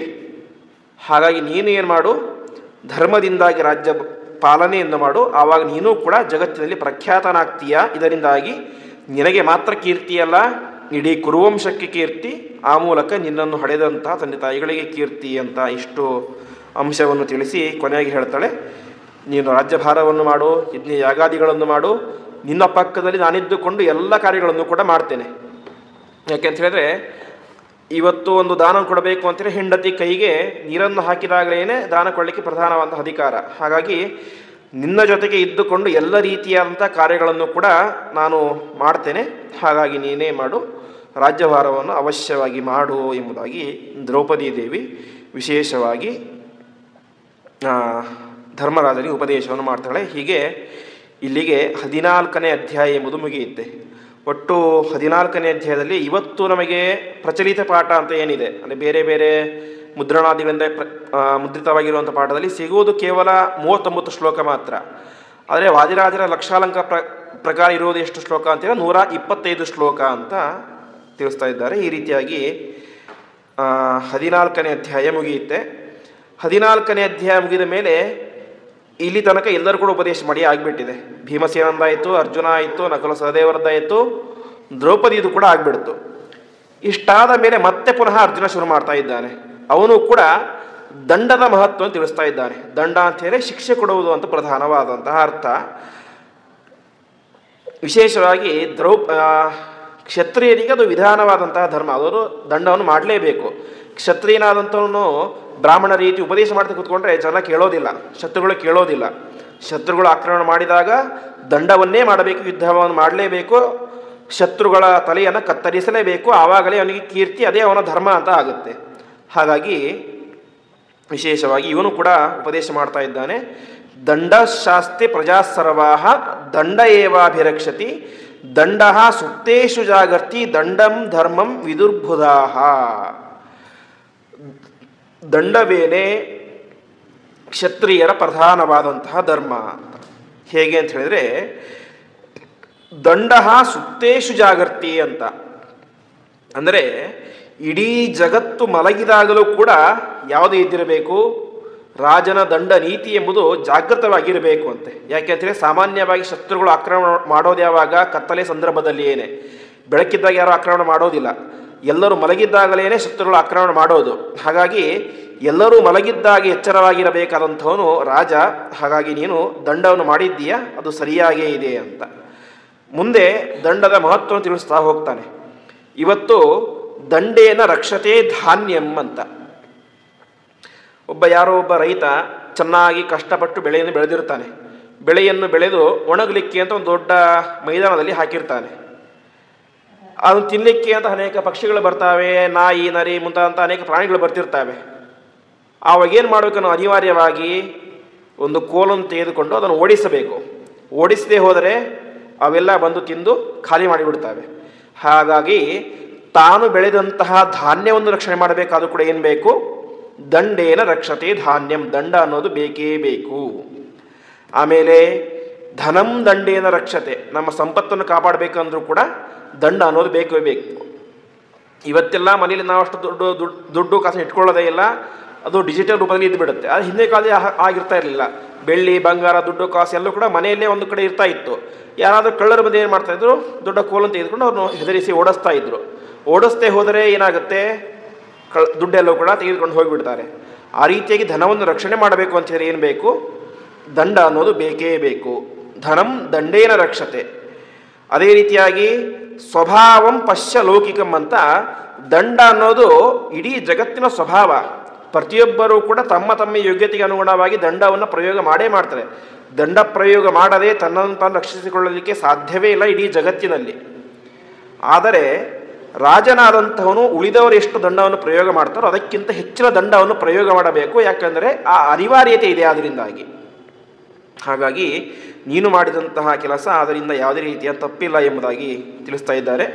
ಈ ರೀತಿಯಾಗಿ ದಂಡದ ವಿಚಾರವನ್ನು ತಿಳಿಸಿ, ಪರಸ್ಪರ ಭಯಾದೇಕೆ ಪಾಪಾಹ ಪಾಪ ನ ಕುರ್ವತೆ ಅಂತ ಇವತ್ತು ಅನೇಕ ಜನ ಏನು ಮಾಡ್ತಾರೆ? ಇನ್ನೊಬ್ಬರ ಸೈಟನ್ನು ಆಕ್ಯುಪೈ ಮಾಡ್ಕೊಳ್ತಾರೆ, ಇನ್ನೊಬ್ಬರ ಸಂಪತ್ತನ್ನು ಅಪಹಾರ ಮಾಡ್ತಾರೆ. ಅದೇ ಒಂದು ವೇಳೆ ಆ ವ್ಯಕ್ತಿ ತುಂಬ ಜೋರಾಗಿ ಇದ್ದ, ಅವನ ಕೈಲಿ ಬಂದೂಕಿತ್ತು, ಗನ್ ಇತ್ತು, ಒಂದು ಯಾವುದೋ ದೊಡ್ಡ ಅಸ್ತ್ರ ಇತ್ತು ಅಂತ ಹೇಳಿದ್ರೆ ಅವಾಗ ಅವರು ಆಕ್ಯುಪೈ ಮಾಡ್ಲಿಕ್ಕೆ ಬರ್ತಾರಾ? ಬರೋದಿಲ್ಲ. ಯಾಕೆ? ಅವನ ಕೈಲಿ ಏನಿದೆ? ದಂಡ ಇದೆ. ಶಿಕ್ಷೆ ಮಾಡುವಂಥ ಒಂದು ಯೋಗ್ಯತೆ ಆ ಒಂದು ಸಂದರ್ಭದಲ್ಲಿ ಇದೆ. ಹಾಗಾಗಿ ದಂಡೇನ ವಾರ್ಯತೆ ಪಾಪಾಹ ಅಂತ, ನಮ್ಮ ಕೈಲಿ ದಂಡ ಅನ್ನೋದಿದ್ದರೆ, ಶಿಕ್ಷೆ ಮಾಡುವಂಥ ಅಧಿಕಾರ ಯೋಗ್ಯತೆ ಇದ್ದರೆ ಇನ್ನೊಬ್ಬರು ನಮ್ಮನ್ನು ಆಕ್ರಮಣ ಮಾಡಲಿಕ್ಕೆ ಬರೋದಿಲ್ಲ. ಹಾಗಾಗಿ ಇಡೀ ಜಗತ್ತು ನಿಂತಿರುವುದೇನೆ ಯಾವುದರ ಮೇಲೆ? ಶಿಕ್ಷೆಯ ಭಯದ ಮೇಲೆ ಅಂತ ವಿಶೇಷವಾಗಿ ಉಪನಿಷತ್ತು ಹೇಳುತ್ತೆ. ಇಡೀ ಜಗತ್ತಿಗೆ ಸೂರ್ಯ ಬೆಳಕನ್ನು ಕೊಡ್ತಾನೆ, ಚಂದ್ರ ಬೆಳದಿಂಗಳು ಕೊಡ್ತಾನೆ, ಅಗ್ನಿ ಬಿಸಿಯನ್ನು ಕೊಡ್ತಾನೆ. ಇವರೆಲ್ಲರೂ ಕೂಡ ಮಾಡ್ತಾ ಇರೋದು ಯಾವ ಆಧಾರದ ಮೇಲೆ ಅಂತ ಹೇಳಿದ್ರೆ, ಭಯಾದಸ್ಯಾಗ್ನಿಸ್ತಪತಿ ಭಯಾತ್ರಪತಿ ಸೂರ್ಯ ಭಯಾತ್ ಇಂದ್ರಶ್ಚ ವಾಯುಶ್ಚ ಮೃತ್ಯುರ್ಧಾವತಿ ಪಂಚಮಃ ಅಂತ ತಿಳಿಸ್ತಾರೆ. ಇವರೆಲ್ಲರೂ ಕೂಡ ತಮ್ಮ ತಮ್ಮ ಕಾರ್ಯವನ್ನು ಪ್ರಾಮಾಣಿಕವಾಗಿ ಸಾವಿರಾರು ಕೋಟ್ಯಾಂತರ ವರ್ಷಗಳಿಂದ ಯುಗಗಳಿಂದ ಮಾಡ್ಕೊಂಡು ಬರ್ತಾ ಇದ್ದಾರೆ ಅಂತ ಹೇಳಿದ್ರೆ ಅದಕ್ಕೆ ಅನೇಕ ಕಾರಣಗಳಿದ್ದಾವೆ. ಅದರಲ್ಲಿ ಒಂದು ಪ್ರಧಾನ ಕಾರಣ ಎಂದರೆ ಪರಮಾತ್ಮನ ಭಯ. ಎಲ್ಲಿ ನಾವು ನಮ್ಮ ಕಾರ್ಯವನ್ನು ನಿಲ್ಲಿಸಿಬಿಟ್ರೆ ಪರಮಾತ್ಮ ನಮಗೆ ದಂಡವನ್ನು ಮಾಡ್ತಾನೆ ಅಂತಹ ಪರಮಾತ್ಮನ ಮೇಲೆ ಹೆದರಿಕೆಯಿಂದ ಏನು ಮಾಡ್ತಾ ಇದ್ದಾರೆ? ಅವರು ತಮ್ಮ ತಮ್ಮ ಕಾರ್ಯವನ್ನು ಪ್ರಾಮಾಣಿಕವಾಗಿ ಮಾಡ್ತಾ ಇದ್ದಾರೆ ಅಂತ ತಿಳಿಸುತ್ತೆ. ಅಂದರೆ ಅದಕ್ಕೆ ಅರ್ಜುನ ಹೇಳ್ತಾ ಇದ್ದಾನೆ, ಇಡೀ ಜಗತ್ತು ನಿಂತಿರೋದೇನೆ ಯಾವುದರ ಮೇಲೆ? ದಂಡದ ಮೇಲೆ. ದಂಡ ಅನ್ನೋ ಒಂದು ಇಲ್ಲದೆ ಹೋಗಿಬಿಟ್ಟಿದ್ರೆ ಇಡೀ ಜಗತ್ತು ಹೇಗಿರ್ತಾ ಇತ್ತು? ಸ್ವೇಚ್ಛಾಚಾರ. ತಮ್ಗೆ ಹೇಗೆ ಬರುತ್ತೋ ಅದನ್ನು ಹಾಗೆ ಮಾಡ್ತಾ ಇದ್ರು. ಒಬ್ಬ ಪೊಲೀಸ್ ಅಂತ ಇಲ್ಲದೆ ಹೋದರೆ ಏನಾಗುತ್ತೆ? ಜಗತ್ತಿನಲ್ಲಿ ಎಲ್ಲವೂ ಕೂಡ ಅಯೋಮಯವಾಗಿ ಹೋಗಿಬಿಡುತ್ತೆ. ತಮ್ಗೆ ಏನು ಬೇಕೋ ಅದನ್ನು ಮಾಡ್ತಾ ಇದ್ರು. ಟ್ರಾಫಿಕ್ ರೂಲ್ಸ್ ಫಾಲೋ ಮಾಡೋದಿಲ್ಲ, ಕಳ್ಳತನ ಮಾಡಲಿಕ್ಕೆ ಶುರು ಮಾಡ್ತಾರೆ, ಹತ್ಯೆ ಮಾಡಲಿಕ್ಕೆ ಶುರು ಮಾಡ್ತಾರೆ. ಯಾಕೆ? ಮೇಲೊಬ್ಬರು ಕೇಳಲಿಕ್ಕೆ ಅಂತ ಯಾರೂ ಕೂಡ ಇಲ್ಲ. ಯಾವಾಗ ಕಳ್ಳತನ ಮಾಡಿದರೆ ನಮಗೆ ಶಿಕ್ಷೆ ಇದೆ ಅಂತ ಗೊತ್ತಾಗುತ್ತೋ ಆವಾಗ ಕಳ್ಳತನ ಒಂದು ಹಂತಕ್ಕೆ ಕಡಿಮೆ ಆಗುತ್ತೆ. ಸಂಪೂರ್ಣವಾಗಿ ಕಡಿಮೆ ಆಗಲಿಕ್ಕೆ ಇದೇನೋ ತ್ರೇತಾಯುಗ ಅಲ್ಲ, ಕೃತಯುಗ ಅಲ್ಲ, ಕಲಿಯುಗ. ಈ ಕಲಿಯುಗದ ಧರ್ಮವೇ ಅದು. ಹಾಗಾಗಿ ದಂಡ ಅದು ಅನಿವಾರ್ಯವಾಗಿ ಬೇಕೇ ಬೇಕು. ಆದರೆ ದಂಡವನ್ನು ಎಲ್ಲರಿಗೂ ಕೂಡ ಸಮಾನವಾಗಿ ಕೊಡಬಾರ್ದು ಅಂತ ಅರ್ಜುನ ಹೇಳ್ತಾ ಇದ್ದಾನೆ. ಶಿಕ್ಷೆ ಎಲ್ಲರಿಗೂ ಸಮಾನವಾಗಿ ಕೊಡಬಾರ್ದು. ಮತ್ತು ಹೇಗೆ? ಜ್ಞಾನಿಯಾದಂತಹ ವ್ಯಕ್ತಿಗಳಿಗೆ ವಾಚಾದಂಡು ಬ್ರಾಹ್ಮಣಾನಾಂ. ಒಬ್ಬ ಜ್ಞಾನಿಯಾದಂಥವನು ತಪ್ಪು ಮಾಡಿದರೆ ಅವನಿಗೆ ಬಾಯಿಂದಾಗಿ ಶಿಕ್ಷೆ ಅಂತ, ಅಂದರೆ ಅವನಿಗೆ ಬೈದು ಶಿಕ್ಷೆಯನ್ನು ಕೊಡಬೇಕು, ಅದೇ ಅವನಿಗೆ ದೊಡ್ಡ ಶಿಕ್ಷೆ ಅಂತ. ಆಮೇಲೆ ಕ್ಷತ್ರಿಯಾಣ ಭುಜಾರ್ಪಣಂ. ಕ್ಷತ್ರಿಯರು ತಪ್ಪನ್ನು ಮಾಡಿದರೆ ಅವ್ರ ಜೊತೆಗೆ ಭುಜಾರ್ಪಣ ಅಂದರೆ ಯುದ್ಧದಲ್ಲಿ ಕೈ ಮಿಲಾಯಿಸಬೇಕು. ದಾನದಂಡ ಸ್ಮೃತೋ ವೈಶ್ಯ ಅಂತ. ವೈಶ್ಯರು ತಪ್ಪು ಮಾಡಿದರೆ ಅವರ ಹತ್ತಿರ ಇರುವಂಥ ಸಂಪತ್ತನ್ನು ನಾವು ಕಸಿದುಕೊಳ್ಳಬೇಕು. ನಿರ್ದಂಡ ಶೂದ್ರ ವೃತ್ಯತೆ. ಶೂದ್ರ ತಪ್ಪನ್ನು ಮಾಡಿದರೆ ಅವನನ್ನು ಸೇನೆಯಲ್ಲಿ ಸೇರಿಸಿಕೊಳ್ಳಬೇಕು. ಸೇನೆಯಲ್ಲಿ ಸೇರಿಸಿಕೊಂಡು ಅವನಿಂದ ಅನೇಕ ಕೆಲಸಗಳನ್ನು ಮಾಡಿಸಿಕೊಳ್ಳಬೇಕು. ಅದೇ ಅವನಿಗೆ ಕೊಡುವಂಥ ದೊಡ್ಡ ಶಿಕ್ಷೆ ಅಂತ ಹೇಳಿದ್ದಾರೆ. ಈ ರೀತಿಯಾಗಿ ಶಿಕ್ಷೆಯನ್ನು ಕೊಡಬೇಕು. ದುರ್ಯೋಧನ ಏನು ಇವತ್ತು ಅವನೇನು ಬ್ರಾಹ್ಮಣ ಅಲ್ಲ, ಅಥವಾ ಒಬ್ಬ ಶೂದ್ರ ಅಲ್ಲ, ವೈಶ್ಯನಲ್ಲ, ಅವನೊಬ್ಬ ಮಹಾಪರಾಕ್ರಮಿಯಾದಂಥ ಕ್ಷತ್ರಿಯ, ಸಾಮಾನ್ಯ ಕ್ಷತ್ರಿಯ. ದುರ್ಯೋಧನ ಅವನಿಗೆ ಸಾಮಾನ್ಯ ಅಂತ ತಿಳ್ಕೊಳ್ಳಿಕ್ಕೆ ಸಾಧ್ಯ ಇಲ್ಲ, ಮಹಾಪರಾಕ್ರಮಿಯಾದಂತಹ ವ್ಯಕ್ತಿ. ಅಂತಹ ಮಹಾಪರಾಕ್ರಮಿಯಾದಂಥ ಕ್ಷತ್ರಿಯ ತಪ್ಪು ಮಾಡಿದರೆ ನಾವೇನು ಮಾಡಬೇಕು? ಭುಜಾರ್ಪಣಂ, ಯುದ್ಧದಲ್ಲಿ ಕೈ ಮಿಲಾಯಿಸಲೇಬೇಕು. ಕೈ ಮಿಲಾಯಿಸಿದಾಗ ಒಬ್ಬ ಸಾಯುವುದು ಸಹಜ, ಒಬ್ಬ ಬದುಕುವುದು ಅದು ನಿಯಮ. ಹಾಗಾಗಿ ಅವನು ಸತ್ತು ಹೋಗಿದ್ದಾನೆ. ಹಾಗಾಗಿ ನೀನು ಅದರ ಬಗ್ಗೆ ಚಿಂತೆ ಪಡಬೇಡ ಎಂಬುದಾಗಿ ತಿಳಿಸ್ತಾ ಇದ್ದಾರೆ. ಈ ರೀತಿಯಾಗಿ ವಿಶೇಷವಾಗಿ ಯಮ ಅವನು ದಂಡ ಪುರುಷ ಅಂತ. ಯಾಕಂದರೆ ಎಲ್ಲರೂ ಸತ್ತ ಮೇಲೆ ಶಿಕ್ಷೆ ಕೊಡುವವನು ಅವನೇ ಒಂದು ರೂಪದಿಂದಾಗಿ ಎಲ್ಲ ಕ್ಷತ್ರಿಯರೊಳಗಡೆ ಇದ್ದುಕೊಂಡು ಲೋಕದಕ್ಕೆ ದಂಡದ ವ್ಯವಸ್ಥೆಯನ್ನು ಮಾಡ್ತಾನೆ ಎಂಬುದಾಗಿ ತಿಳಿಸ್ತಾ ಇದ್ದಾಳೆ ಯಾವ ಅರ್ಜುನ. ಹಾಗಾಗಿ ಇದರಲ್ಲಿ ನಿನ್ನದೇ ಯಾವುದೇ ರೀತಿಯ ತಪ್ಪಿಲ್ಲ ಎಂಬುದಾಗಿ ತಿಳಿಸ್ತಾ ಇದ್ದಾರೆ. ಹಾಗಾಗಿ ದಂಡವನ್ನು ಅವಶ್ಯವಾಗಿ ಕ್ಷತ್ರಿಯರಾದಂಥವರು ಆಚರಣೆ ಮಾಡಲೇಬೇಕು. ಅದರಿಂದಾಗಿಯೇ ಜಗತ್ತು ಉದ್ಧಾರವಾಗುತ್ತೆ ಎಂಬುದಾಗಿ ತಿಳಿಸ್ತಾ ಇದ್ದಾರೆ. ದಂಡವನ್ನು ಮಾಡದೇ ಹೋದರೆ ಏನಾಗೋದಿಲ್ಲ, ಜಗತ್ತಿನಲ್ಲಿ ಅವನ ಕೀರ್ತಿಯೂ ಸಿಗೋದಿಲ್ಲ. ಅಷ್ಟು ಮಾತ್ರ ಅಲ್ಲ, ತನ್ನ ಮನೆಯ ಒಳಗಡೆ ಪ್ರವೇಶ ಮಾಡಲಿಕ್ಕೆ ಕೂಡ ಆಗೋದಿಲ್ಲ. ನಾವು ಇಷ್ಟು ವರ್ಷ ನಮ್ಮ ರಾಜ್ಯದೊಳಗೆ ಪ್ರವೇಶ ಮಾಡಲಿಲ್ಲ. ಕಾರಣ ಏನು? ನಮ್ಮನ್ನು ಆ ದುರ್ಯೋಧನ ಹೊರಗೆ ಕಳಿಸಿಬಿಟ್ಟಿದ್ದ. ವನವಾಸ ಎಲ್ಲ ಮುಗೀತು. ವನವಾಸ ಮುಗಿದ ಮೇಲೆ ನಿಯಮದ ಪ್ರಕಾರ ನಾವೇನು ಮಾಡಬೇಕು? ರಾಜ್ಯಭಾರ ಮಾಡಬೇಕಾಗಿತ್ತು. ಆವಾಗಲೂ ಬಿಡಲಿಲ್ಲ. ಹಾಗಾದರೆ ನಮ್ಮ ಮನೆಯ ಒಳಗಡೆ ಪ್ರವೇಶ ಮಾಡಲಿಕ್ಕೆ ನಮಗೆ ಯಾರು ಬಿಡಲಿಲ್ಲ? ದುರ್ಯೋಧನ ಬಿಡಲಿಲ್ಲ. ಹಾಗಾಗಿ ಆವಾಗ ಅನಿವಾರ್ಯವಾಗಿ ನಮ್ಮ ಎದುರುಗಡೆ ಇದ್ದಂಥ ಅಸ್ತ್ರ ಯಾವುದು? ಅದು ದಂಡ ಎನ್ನುವಂತಹ ಅಸ್ತ್ರ. ಹಾಗಾಗಿ ನೀನು ಅದನ್ನು ಪ್ರಯೋಗ ಮಾಡಿದ್ದೀಯಾ, ಹಾಗಾಗಿ ನೀನು ಯಾವುದೇ ಬೇಕೇ ಚಿಂತನೆ ಮಾಡಬೇಡ ಅಂತ ತಿಳಿಸ್ತಾ ಇದ್ದಾರೆ. ಅದಾದ ಮೇಲೆ ಅನೇಕ ದೇವತೆಗಳ ಕಥೆಯನ್ನು ಹೇಳ್ತಾ ಹೋಗ್ತಾರೆ. ಇವತ್ತು ದೇವೇಂದ್ರ ತನ್ನ ಸ್ಥಾನದಲ್ಲಿ ಇದ್ದಾನೆ.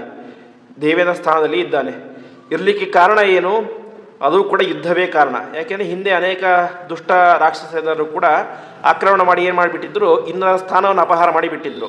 ವೃತ್ರಾಸುರ ಅಲ್ಲಿ ಬಂದುಬಿಟ್ಟಿದ್ದ. ಕೊನೆಗೆ ಏನು ಮಾಡಿದರು? ಇಂದ್ರ ಬಂದ, ದಧೀಚ ಋಷಿಗಳ ಹತ್ತಿರ ಬಂದ, ವಜ್ರಾಯುಧ ಮಾಡಿಕೊಂಡ. ಅದರ ಮೂಲಕ ಏನು ಮಾಡಿದ? ದೇವೇಂದ್ರ ಸ್ಥಾನ ಪಡೆದುಕೊಂಡ. ಹೀಗೆ ಇಂದ್ರೋ ವೃತ್ರ ಅಧೇನೇವ ಮಹೇಂದ್ರ ಸಮಪದ್ಯತ ಅಂತ ದೇವೇಂದ್ರನಾದಂತಹ ದೇವಶ್ರೇಷ್ಠನಾದಂತಹ ಇಂದ್ರನು ಕೂಡ ಏನು ಮಾಡಿದ್ದಾನೆ? ಈ ದಂಡ ನೀತಿಯನ್ನು ಅನುಸರಿಸಿದ್ದಾನೆ. ಹಾಗಾಗಿ ಯುದ್ಧ ಎಂಬುದು ತಪ್ಪಲ್ಲ, ಅದು ಯೋಗ್ಯವಾದದ್ದೇ ಅಂತ ಅನೇಕ ರೀತಿಯಾದಂತಹ ಉಪದೇಶವನ್ನು ತಿಳಿಸ್ತಾ ಹೋಗ್ತಾರೆ. ಅದೇ ರೀತಿಯಾಗಿ ಮುಂದೆ ತಿಳಿಸ್ತಾನೆ, ಯುಧಿಷ್ಠಿರ ಜಗತ್ತಿನಲ್ಲಿ ಹಿಂಸೆ ಮಾಡದೆ ಬದುಕಲಿಕ್ಕೆ ಸಾಧ್ಯನೇ ಇಲ್ಲ ಅಂತ. ಅದಕ್ಕೆ ನಾವೊಂದು ಪ್ರಸಿದ್ಧ ಮಾತನ್ನು ಕೇಳ್ತೇವೆ, ಜೀವೋ ಜೀವಸ್ಯ ಜೀವನಂ ಅಂತ. ಒಬ್ಬ ವ್ಯಕ್ತಿ ಬದುಕಬೇಕು ಅಂಥೇಳಿ ಇನ್ನೊಬ್ಬ ವ್ಯಕ್ತಿಗೆ ಹಿಂಸೆ ಕೊಟ್ಟೇ ಬದುಕಬೇಕು ಅಂತ. ಯಾರಿಗೂ ಹಿಂಸೆ ಕೊಡದೆ ಹೋದರೂ ಕೂಡ ನಾವು ತಿನ್ನುವಂತಹ ಆಹಾರದಲ್ಲಂತೂ ಜೀವ ಇದ್ದೇ ಇರುತ್ತೆ. ಅದನ್ನು ಬೇಯಿಸಿ ಹೊರಿದು ಕರಿದು ಎಲ್ಲ ಮಾಡಿ ತಿಂತೇವೆ. ಅದರಿಂದ ಅಲ್ಲಿರುವಂತಹ ಜೀವನಿಗೆ ತೊಂದರೆ ಆಗೇ ಆಗುತ್ತೆ ಅಂತ. ಅದಕ್ಕೆ ತಿಳಿಸ್ತಾರೆ, ಇವತ್ತು ನಾವು ನೋಡುವಂತೆ ಸತ್ವೇ ಸತ್ವಾಹಿ ಜೀವಂತಿ ದುರ್ಬಲೈಹಿ ಬಲವತ್ತರಾಹ ಅಂತ ಪರಾಕ್ರಮಶಾಲಿಗಳಾದಂಥ ವ್ಯಕ್ತಿಗಳು ಏನಂತ ಇದ್ದಾರೆ, ಅವರೆಲ್ಲರೂ ಕೂಡ ದುರ್ಬಲರನ್ನು ತುಳಿದೇ ಇವತ್ತು ಏನು ಮಾಡ್ತಾ ಇದ್ದಾರೆ? ಬದುಕನ್ನು ಸಾಗಿಸ್ತಾ ಇದ್ದಾರೆ ಅಂತ. ಅದಕ್ಕೆ ಒಂದು ಒಳ್ಳೆಯ ಉದಾಹರಣೆಯನ್ನು ಅರ್ಜುನ ಕೊಡ್ತಾನೆ. ನಕುಲೋ ಮೂಷಕಾನತ್ತಿ ಬಿಡಾಲೋ ನಕುಲಂತತ ಅಂತ ದೊಡ್ಡ ದೊಡ್ಡ ಪ್ರಾಣಿಗಳಿರ್ತವೆ. ಉದಾಹರಣೆಗೆ ಒಂದು ಇಲಿ ತುಂಬ ಚಿಕ್ಕ ಪ್ರಾಣಿ ಜಗತ್ತಿನಲ್ಲಿ. ಆ ಇಲಿ ಏನು ಮಾಡುತ್ತೆ? ಸಣ್ಣ ಸಣ್ಣ ಕ್ರಿಮಿ ಕೀಟ ಜಿರಳೆ ಮುಂತಾದವುಗಳನ್ನು ತಿಂದು ಜೀವನ ಮಾಡ್ತಾ ಇರುತ್ತೆ. ಆ ಇಲಿಯನ್ನು ಏನು ಮಾಡುತ್ತೆ? ಹಾವು ಬಂದು ತಿನ್ನುತ್ತೆ. ಆ ಹಾವನ್ನು ಏನು ಮಾಡುತ್ತೆ? ಆ ಹಾವನ್ನು ಮುಂಗುಸಿ ಬಂದು ತಿನ್ನುತ್ತೆ.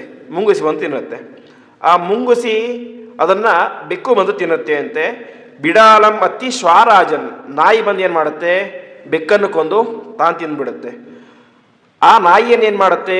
ಅದಕ್ಕಿಂತ ಬಲಿಷ್ಠವಾದಂತಹ ಸಿಂಹ ಮುಂತಾದಂತಹ ಮೃಗಗಳು ಬಂದು ಸಂಹಾರ ಮಾಡಿ ತಿಂದುಬಿಡ್ತವೆ. ಅವೆಲ್ಲವನ್ನು ಕೂಡ ಸಂಹಾರ ಮಾಡುವಂಥ ಶಕ್ತಿ ಯಾವುದು? ಈ ಮನುಷ್ಯನೆನ್ನುವಂಥ ದೊಡ್ಡ ಪ್ರಾಣಿ. ತಾನು ಬಲೆಯನ್ನು ಬೀಸಿ ಬಿಲ್ಲನ್ನು ಬಿಟ್ಟು ಯಾವುದೋ ಒಂದು ಉಪಯೋಗಿಸಿಕೊಂಡು ತಾನೇನು ಮಾಡ್ತಾನೆ? ಅವೆಲ್ಲವನ್ನು ಕೂಡ ಸಂಹಾರ ಮಾಡ್ತಾನೆ. ಅನೇಕ ಜನರು, ಚಂಡಾಲರಂತಹ ಕೆಲವರು ಅದನ್ನೇ ತಿಂದು ಜೀವನ ಮಾಡ್ತಾ ಇರ್ತಾರೆ. ಹಾಗಾಗಿ ಸಣ್ಣ ಸಣ್ಣ ಪ್ರಾಣಿಗಳು ತಮಗಿಂತ ಸಣ್ಣ ಪ್ರಾಣಿಗಳನ್ನು ಕೊಂದು ಜೀವನ ಮಾಡ್ತಾ ಇರ್ತವೆ. ಕೊನೆಗೆ ಅವೆಲ್ಲವನ್ನು ಕೂಡ ತಿಂದು ಜೀವನ ಮಾಡುವಂಥವನು ಯಾರು? ಮನುಷ್ಯನೆಂಬಂತಹ ಪ್ರಾಣಿ. ಹಾಗಾಗಿ ಜಗತ್ತಿನಲ್ಲಿ ಇರುವಂತಹ ಎಲ್ಲವೂ ಕೂಡ ಯಾವುದರ ಮೇಲೆ ನಿಂತಿದೆ? ಒಂದಲ್ಲ ಒಂದು ರೀತಿಯಲ್ಲಿ ಹಿಂಸೆಯ ಮೇಲೆ ನಿಂತಿದೆ. ನಮಗಿಂದ ಇನ್ನೊಬ್ಬರಿಗೆ ತೊಂದರೆಯಾಗಿಯೇ ನಾವೇನು ಮಾಡಬೇಕು? ಜೀವನ ಮಾಡಲೇಬೇಕು. ಅದು ಅನಿವಾರ್ಯವಾದಂಥ ಪರಿಸ್ಥಿತಿ. ಹಾಗಾಗಿ ಇದು ತಪ್ಪೇನೂ ಅಲ್ಲ. ಯಥಾ ಸೃಷ್ಟೋಸಿ ರಾಜೆ ಅಂತ, ಇದು ದೈವದ ಸೃಷ್ಟಿ, ದೇವರು ಮಾಡಿದಂಥ ಸೃಷ್ಟಿಯ ನಿಯಮ.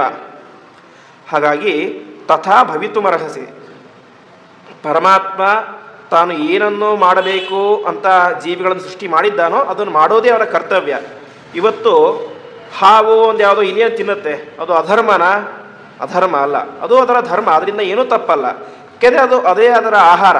ಅದು ನಮ್ಮ ರೀತಿ ಬೇಯಿಸ್ಕೊಂಡು ಆಹಾರ ಮಾಡ್ಕೊಂಡು ತಿನ್ಲಿಕ್ಕಾಗತ್ತಾ? ಅನ್ನ ಸಾರಿ ಮಾಡ್ಕೊಂಡು ತಿನ್ಲಿಕ್ಕಾಗತ್ತಾ? ಆಗೋದಿಲ್ಲ. ಏನು ಸಿಗುತ್ತೋ ಅಂತ ತಿಂತ ಹೋಗುತ್ತೆ. ಹಾಗಾಗಿ ಒಂದು ಪ್ರಾಣಿ ಸಿಗುತ್ತೆ, ಅದನ್ನು ತಿನ್ನುತ್ತೆ. ಅದು ಅಧರ್ಮ ಅಲ್ಲ, ಅದು ದೇವರು ಮಾಡಿದಂತಹ ಸೃಷ್ಟಿ. ಹಾಗಾಗಿ ಕ್ಷತ್ರಿಯನಿಗೆ ಪರಮಾತ್ಮ ಮಾಡಿದಂಥ ಒಂದು ನಿಯಮ, ಅದು ಶತ್ರುಗಳ ಸಂಹಾರ. ಅಂತಹ ಶತ್ರುಗಳ ಸಂಹಾರವನ್ನು ನೀನು ಮಾಡಿದ್ದೀಯಾ, ಅದು ಅಧರ್ಮ ಆಗಲಿಕ್ಕೆ ಸಾಧ್ಯನೇ ಇಲ್ಲ. ಅದು ಜಗತ್ತಿನ ನಿಯಮ. ಹಾಗಾಗಿ ನೀನು ಅದರಲ್ಲಿ ಏನು ಮಾಡಬೇಡ, ದುಃಖವನ್ನು ಪಡಬೇಡ. ಒಂದು ವೇಳೆ ನೀನು ಸಂಹಾರ ಮಾಡದೇ ಹೋಗಿದ್ರೆ ಏನಾಗ್ತಾ ಇತ್ತು? ಅದು ದೊಡ್ಡ ತಪ್ಪಾಗ್ತಾ ಇತ್ತು, ಅದು ಅಧರ್ಮ ಆಗ್ತಾ ಇತ್ತು. ಇದು ಅಧರ್ಮ ಅಲ್ಲ, ಸಂಹಾರ ಮಾಡದೇ ಹೋಗಿದ್ರೆ ಅದು ಅಧರ್ಮ ಅಂತ ಕರೆಸ್ಕೊಳ್ಳುತ್ತೆ. ಹಾಗಾಗಿ ನೀನೇ ಮಾಡಬೇಡ, ಇದರ ಬಗ್ಗೆ ಯಾವುದೇ ರೀತಿಯಾದಂತಹ ಚಿಂತೆಯನ್ನು ಮಾಡಲಿಕ್ಕೆ ಹೋಗಲೇಬೇಡ ಅಂತ ತಿಳಿಸ್ತಾ ಇದ್ದಾರೆ. ಇಷ್ಟು ಹೇಳಿ ಮತ್ತೆ ಮುಂದೆ ಮಾತನ್ನು ಹೇಳ್ತಾನೆ. ಉದಕೆ ಬಹವ ಪ್ರಾಣಾಹ ಅಂತ, ನೀರಿನಲ್ಲಿ ಸಮುದ್ರದಲ್ಲಿ ಅನೇಕ ರೀತಿಯ ಜಲಚರಗಳು ವಾಸವಾಗಿದ್ದಾವೆ. ತಿಮಿಂಗಿಲಗಳು, ಮೀನು ಗೀನು ಎಲ್ಲ ಇದ್ದಾವೆ. ಅದಕ್ಕೆ ನಾವು ಕೇಳ್ತೇವೆ, ತಿಮಿಂಗಿಲ ಗಿಲೋಪ್ಯಸ್ತಿ ತದ್ಗಿಲೋಪ್ಯಸ್ತಿ ಸಾಗರೆ ಅಂತ. ಸಣ್ಣ ಮೀನನ್ನು ದೊಡ್ಡ ಮೀನು ನುಂಗುತ್ತೆ, ಅದನ್ನು ಇನ್ನೊಂದು ದೊಡ್ಡ ಮೀನು ನುಂಗುತ್ತೆ, ಅದನ್ನು ದೊಡ್ಡ ತಿಮಿಂಗಿಲ ನುಂಗುತ್ತೆ, ಆ ತಿಮಿಂಗಿಲವನ್ನು ಅದಕ್ಕಿಂತ ದೊಡ್ಡ ತಿಮಿಂಗಿಲ ನುಂಗಿಬಿಡುತ್ತೆ ಅಂತೆ. ಹಾಗೆ ಇದು ಸಹಜವಾದಂತಹ ದೃಷ್ಟಿ. ಹಾಗಾಗಿ ಏನು ಮಾಡಲಿಕ್ಕೆ ಸಾಧ್ಯ ಇಲ್ಲ. ಕೆಲವೊಬ್ಬರು ಹೇಳ್ತಾರೆ, ಅದಕ್ಕೆ ವಿಶೇಷವಾಗಿ ವ್ಯಾಖ್ಯಾನಕಾರ ತಿಳಿಸ್ತಾರೆ, ಹಾಗಾಗಿ ನಾನು ಕೇವಲ ನೀರನ್ನು ಕುಡಿದು ಜೀವನ ಮಾಡ್ತೀನಿ ಅಂತ ಹೇಳಿದರೆ, ಇವತ್ತು ನಾವು ಎಷ್ಟೇ ಪರಿಶುದ್ಧವಾದಂಥ ನೀರನ್ನು ಹಿಡಿದುಕೊಂಡು ಒಂದು ಯಾವುದಾದ್ರೂ ಸ್ಕೂಪಲ್ಲಿ ಹಾಕ್ಕೊಂಡು ನೋಡಿದರೆ ಏನಂತ ಕಾಣಿಸ್ಕೊತ್ತೆ, ಅದರಲ್ಲೂ ಕೂಡ ಚಿಕ್ಕ ಚಿಕ್ಕ ಕ್ರಿಮಿಗಳು ಇದ್ದೇ ಇರ್ತವೆ. ಹಾಗಾಗಿ ಆಹಾರ ಸ್ವೀಕಾರ ಮಾಡ್ತೀವಿ ಅಂತ ಹೇಳಿದರೆ ಅದರಿಂದಾಗಿ ಜೀವಿಗಳಿಗೆ ತೊಂದರೆ ಆಗೇ ಆಗುತ್ತೆ. ಹಾಗಾಗಿಯೇ ಆ ದೋಷವನ್ನು ಕಳೆದುಕೊಳ್ಳಬೇಕೆಂಬ ಉದ್ದೇಶದಿಂದಾಗಿ ವೈಶ್ವದೇವಾದಿಗಳನ್ನು ಮಾಡಿ ಪರಿಶುದ್ಧವಾದಂತಹ ದೇವರಿಗೆ ಸಮರ್ಪಿತವಾದಂತಹ ಆಹಾರ ಸ್ವೀಕಾರ ಮಾಡಬೇಕು ಅಂತ ಮನುಷ್ಯನಿಗೆ ಮಾಡಿದಂತಹ ನಿಯಮ. ಹಾಗಾಗಿ ತಪ್ಪು ಅದು ಅನಿವಾರ್ಯವಾಗಿ ಆಗೇ ಆಗುತ್ತೆ. ಹಾಗಾಗಿ ನೀನೇ ಮಾಡಬೇಡ, ಅದರ ಬಗ್ಗೆ ಚಿಂತೆ ಪಟ್ಟುಕೊಂಡು ಈ ರಾಜ್ಯವನ್ನು ಬಿಡಬೇಡ ಎಂಬುದಾಗಿ ತಿಳಿಸ್ತಾ ಇದ್ದಾರೆ. ಈ ರೀತಿಯಾಗಿ ಅನೇಕ ರೀತಿಯಾದಂತಹ ಅಂಶಗಳನ್ನು ವಿಶೇಷವಾಗಿ ಯಾವ ಅರ್ಜುನ ಅವನಿಗೆ 15ನೇ ಅಧ್ಯಾಯದಲ್ಲಿ ಉಪದೇಶವನ್ನು ಮಾಡ್ತಾನೆ. ಹೀಗೆ 14ನೇ ಅಧ್ಯಾಯ ಅದು ಸಂಪೂರ್ಣವಾಗಿ ಯಾವ ದ್ರೌಪದಿ ದೇವಿಯ ಉಪದೇಶ. 14ನೇ ಅಧ್ಯಾಯ. 15ನೇ ಅಧ್ಯಾಯ ವಿಶೇಷವಾಗಿ ಯಾರ ಉಪದೇಶ? ಅರ್ಜುನನ ಉಪದೇಶ. ಅರ್ಜುನ ಇಷ್ಟೆಲ್ಲ ದಂಡದ ನೀತಿಗಳನ್ನು ಉಪದೇಶ ಮಾಡಿ ಕೊನೆಗೆ ತನಗೆ ಕೃಷ್ಣ ಉಪದೇಶ ಮಾಡಿದಂಥ ಗೀತೆಯ ಒಂದು ಭಾಗವನ್ನು ಉಪದೇಶ ಮಾಡ್ತಾನೆ. ಕೃಷ್ಣ ಏನು ಹೇಳಿದ? ವಾಸಾಂಸಿ ಜೀರ್ಣಾನಿ ಯಥಾ ವಿಹಾಯ ನವಾನಿ ಗೃಹಾದಿ ನರೋಪರಾಣಿ ಅಂತ. ಇಷ್ಟೆಲ್ಲ ಜನರನ್ನು ನೀನು ಸಾಯಿಸ್ತಾ ಇಲ್ಲ. ಹೇಗೆ ಒಬ್ಬ ವ್ಯಕ್ತಿ ಹಬ್ಬ ಬಂದಾಗ ಅಥವಾ ಬಟ್ಟೆ ಹಳೆದಾದಾಗ ಏನು ಮಾಡ್ತಾನೆ? ಹೊಸ ಬಟ್ಟೆಯನ್ನು ತೆಗೆದುಕೊಳ್ತಾನೆ, ಹಳೆ ಬಟ್ಟೆಯನ್ನು ಬಿಸಾಕಿ ಬಿಡ್ತಾನೆ. ಅದು ಸಹಜವಾಗಿ, ಅವಾಗ ಯಾರು ಕೂಡ ದುಃಖ ಪಡೋದಿಲ್ಲ. ಹಾಗೆ ಒಬ್ಬ ವ್ಯಕ್ತಿಯ ಸಂಹಾರ ಮಾಡೋದು ಕೂಡ ಏನಾಗುತ್ತೆ, ಅವನ ಹಳೆಯ ಶರೀರವನ್ನು ತೆಗೆದುಹಾಕಿ ಹೊಸ ಶರೀರವನ್ನು ಕೊಡಲಿಕ್ಕೆ ಅನುಕೂಲ ಮಾಡಿದ ರೀತಿಯಾಗತ್ತೆ ಹೊರತು ಅದು ಅವನು ಸಂಹಾರ ಮಾಡಲಿಕ್ಕೆ ಯಾರಿಂದಲೂ ಸಾಧ್ಯ ಇಲ್ಲ. ಯಾಕಂದರೆ ದೇಹಿ ನಿತ್ಯಂ ಅವಧ್ಯೋಯಂ ಅಂತ ಆ ಜೀವ ಅವನ ಅನಾದಿ ನಿತ್ಯ. ಪುರಾಣೋಯಂ ಎಂಬುದಾಗಿ ನಹನ್ಯತೆ ಹನ್ಯಮಾನೇಪಿ ದೇಹೇ ಅಂತ ಶರೀರ ನಾಶವಾದಾಗಲೂ ಕೂಡ ಅದರ ಒಳಗಡೆ ಇರುವಂತಹ ಆ ಜೀವ ನಾಶ ಆಗಲಿಕ್ಕೆ ಸಾಧ್ಯನೇ ಇಲ್ಲ. ಈ ರೀತಿಯಾಗಿ ಪರಮಾತ್ಮನೇ ನನಗೆ ಉಪದೇಶ ಮಾಡಿದ್ದಾನೆ. ಹಾಗಾಗಿ ನೀನು ಮಾಡಿದ್ದು ಸಂಹಾರ ಅಲ್ಲ, ಅವನ ಶರೀರವನ್ನು ನಾಶ ಮಾಡಿದ್ದು ಮಾತ್ರ. ಅದು ಜೀವಿಯ ನಾಶ ಮಾಡಲಿಕ್ಕೆ ನಿನ್ನ ಕೈಯಿಂದಲೂ ಯಾರಿಂದಲೂ ಸಾಧ್ಯ ಇಲ್ಲ. ಹಾಗಾಗಿ ಅದರ ಬಗ್ಗೆ ಚಿಂತೆ ಪಡಬೇಡ ಅಂತ ಅರ್ಜುನ ಉಪದೇಶ ಮಾಡ್ತಾನೆ. ಹೀಗೆ ಅರ್ಜುನ ಎರಡನೇ ಸಲ ಉಪದೇಶ ಮಾಡಿದ. ಎರಡನೇ ಸಲ ಮತ್ತೆ ಉಪದೇಶ ಮಾಡಲಿಕ್ಕೆ ಕಾರಣ ಏನು ಅಂತ ಹೇಳಿದ್ರೆ, ಹೀಗೆ 5 ಜನ ಭೀಮಸೇನ, ಅರ್ಜುನ, ನಕುಲ, ಸಹದೇವ, ದ್ರೌಪದಿ ಎಲ್ಲ 5 ಜನ ಉಪದೇಶ ಮಾಡಿದರೂ ಕೂಡ ಧರ್ಮರಾಜ ಮಾತ್ರ ಸುಮ್ಮನೆ ಹಾಗೆ ಕೂತ್ಕೊಂಡ್ಬಿಟ್ಟಿದ್ದ. ಭೀಮಸೇನ ದೇವರು ಉಪದೇಶ ಮಾಡಬೇಕಾದ್ರೆ ಅವನ ಮನಸ್ಥಿತಿಯ ಮುಖಚರ್ಯೆ ಯಾವ ರೀತಿ ಇತ್ತೋ, ದ್ರೌಪದಿ ಉಪದೇಶ ಮಾಡಬೇಕಾದ್ರೆ ಕಿಂಚಿತ್ ಕೂಡ ಬದಲಾಗಿರಲಿಲ್ಲ ಅಂತೆ. ಅವನಿಗೆ ಮನಸ್ಸಿನಲ್ಲಿ ಅದೇ, ನಾನು ಅಣ್ಣನ ಕೊಂದುಬಿಟ್ಟೆ, ಅವರನ್ನು ಕೊಂದೆ, ಇವರನ್ನು ಕೊಂದೆ ಅಂತ ವ್ಯಾಮೋಹ, ದುಃಖ, ಅದು ತುಮುಲತೆ ಅದು ನಿರಂತರವಾಗಿ ಇದ್ದೇ ಇತ್ತು. 5 ಜನರು ಉಪದೇಶ ಮಾಡಿದರೂ ಕೂಡ ಏನಾಗಲಿಲ್ಲ, ಅದು ಹೋಗಲಿಲ್ಲ. ಮತ್ತೆ ರಿಪೀಟ್, ಮತ್ತೆ ಅರ್ಜುನ ಉಪದೇಶ ಮಾಡಿದ. ಮತ್ತೆ 16ನೇ ಅಧ್ಯಾಯದಲ್ಲಿ ಭೀಮಸೇನ ದೇವರು ಮತ್ತೆ ಉಪದೇಶ ಮಾಡಲಿಕ್ಕೆ ಶುರು ಮಾಡ್ತಾರೆ. ಭೀಮಸೇನ ದೇವರು ಅವರಿಗೆ ಧೈರ್ಯಮಾಸ್ತಾಯ ತೇಜಸ್ವಿ ಜ್ಯೇಷ್ಠಂ ಭ್ರಾತರ್ಮ ಭವೀತ್ ಅಂತ ಅವನಿಗೆ ತುಂಬ ಒಂದು ರೀತಿ ಬೇಸರ ಆಗಿಬಿಡ್ತು ಅಂತೆ. ಭೀಮಸೇನೋ ಅತ್ಯಮರ್ಷಣ ಅಂತ ಅವನಿಗೆ ಸಹಿಸ್ಕೊಳ್ಳಿಕ್ಕೆ ಸಾಧ್ಯ ಆಗಲಿಲ್ಲ ಅಂತ ಭೀಮಸೇನ ದೇವರಿಗೆ. ಯಾಕಂದರೆ ಈ ಧರ್ಮರಾಜ ಎಷ್ಟು ಹೇಳಿದರೂ ಕೂಡ ಕಲ್ಲಂತೆ ಕೂತ್ಕೊಂಡ್ಬಿಟ್ಟಿದ್ದಾನೆ. ಕಲ್ಲಿಗೆ ಏನು ಉಪದೇಶ ಮಾಡಿದ್ರು ಅಷ್ಟೇ, ಬಿಟ್ಟರು ಅಷ್ಟೇ, ಕಲ್ಲೇ. ಈ ಧರ್ಮರಾಜನು ಕೂಡ ಒಂದು ರೀತಿ ಕಲ್ಲಿನಂತೆ ಆಗಿಬಿಟ್ಟಿದ್ದಾನೆ. ಹಾಗಾಗಿ ಸ್ವಲ್ಪ ಸಿಟ್ಟು ಬರುತ್ತೆ ಅಂತೆ. ಆದರೆ ಏನು ಮಾಡೋದು, ಅಣ್ಣ ತಂದೆಗೆ ಸಮಾನ ಅಂತ. ಬೇರೆ ಯಾರಾದರೂ ಹಾಗಿದ್ದರೆ ಏನೋ ಬೈದು ಅಥವಾ ಈ ದಂಡವನ್ನು ಪ್ರಯೋಗ ಮಾಡಿ ಬುದ್ಧಿ ಹೇಳ್ಬೋದಾಗಿತ್ತು. ಆದರೆ ಇರುವುದು ಅಣ್ಣ, ಹಾಗಾಗಿ ಆ ರೀತಿ ಮಾಡಲಿಕ್ಕೆ ಸಾಧ್ಯ ಇಲ್ಲ. ಏನಾದರೂ ಮಾಡಿ ಅವನನ್ನು ಉಪದೇಶ ಮಾಡಿಯೇ ಅವನ ಮನಸ್ಸನ್ನು ಬದಲು ಮಾಡಬೇಕು ಅಂತ ಮತ್ತೆ ಉಪದೇಶ ಮಾಡಲಿಕ್ಕೆ ಶುರು ಮಾಡ್ತಾರೆ. ಹೇಳ್ತಾನೆ, ರಾಜನ್ ವಿಧಿತ ಧರ್ಮೋಸಿ ನತೇಸ್ತ್ಯವಿದಿತಂ ಭುವಿ ಉಪಶಿಕ್ಷಾಮತೆ ವೃತ್ತಂ ಸದೈವ ನಚ ಶಕ್ನುಮಃ ಅಂತ. ಯುಧಿಷ್ಠಿರ, ನಿನಗೆ ಹೆಸರೇನು? ಇನ್ನೊಂದು ಹೆಸರು ಧರ್ಮರಾಜ ಅಂತ. ಜಗತ್ತಿನಲ್ಲಿ ಯಾವುದ್ಯಾವುದು ಧರ್ಮಗಳಂತ ಇದ್ದಾವೋ ಆ ಎಲ್ಲ ಧರ್ಮಗಳು ಕೂಡ ನೀನು ತಿಳಿದಿದ್ದೀಯ. ಯಾವುದು ಧರ್ಮ, ಯಾವುದು ಅಧರ್ಮ, ಯಾವುದನ್ನು ಮಾಡಿದರೆ ಪಾಪ ಬರುತ್ತೆ, ಯಾವುದನ್ನು ಮಾಡಿದರೆ ಪುಣ್ಯ ಬರುತ್ತೆ, ಯಾವುದನ್ನು ಯಾರು ಮಾಡಬೇಕು, ಕ್ಷತ್ರಿಯರು ಯಾವುದನ್ನು ಮಾಡಬೇಕು, ಬ್ರಾಹ್ಮಣರು ಯಾವುದನ್ನು ಮಾಡಬೇಕು, ಸನ್ಯಾಸಿಗಳು ಯಾವುದನ್ನು ಮಾಡಬೇಕು ಅಂತ ಎಲ್ಲವನ್ನು ಕೂಡ ನೀನು ತಿಳಿದಿದ್ದೀಯ. ನತೇ ಸ್ತ್ಯವಿದಿತಂ ಭುವಿ, ನಿನಗೆ ತಿಳಿಯದೇ ಇರುವಂತಹ ಧರ್ಮದ ವಿಚಾರವೇ ಏನಿಲ್ಲ ಜಗತ್ತಿನಲ್ಲಿ ಇಲ್ಲ. ಅಷ್ಟಿದ್ದರೂ ಕೂಡ ನಮಗೇನಾಗ್ತಾ ಇಲ್ಲ, ಉಪಶಿಕ್ಷಾಮತೆ ವೃತ್ತಂ ಸದೈವ ನಚ ಶಕ್ನುಮಃ ಅಂತ. ನಾವು 5 ಜನ ಇಷ್ಟೆಲ್ಲ ಪ್ರಯತ್ನ ಮಾಡಿ ಉಪದೇಶ ಮಾಡಿದರೂ ಕೂಡ ಏನಾಗ್ತಾ ಇಲ್ಲ, ನಿನ್ನ ಮನಸ್ಸನ್ನು ಬದಲು ಮಾಡಲಿಕ್ಕೆ ನಮಗೆ ಸಾಧ್ಯ ಆಗ್ತಾ ಇಲ್ಲ ಅಂತ. ಅದಕ್ಕೆ ಹೇಳ್ತಾ ಇದ್ದಾನೆ, ಅತಿ ದುಃಖಾತ್ವಕ್ಷಾಮಿ ತನ್ನಿಬೋಧ ಜನಾಧಿಪ ಅಂತ.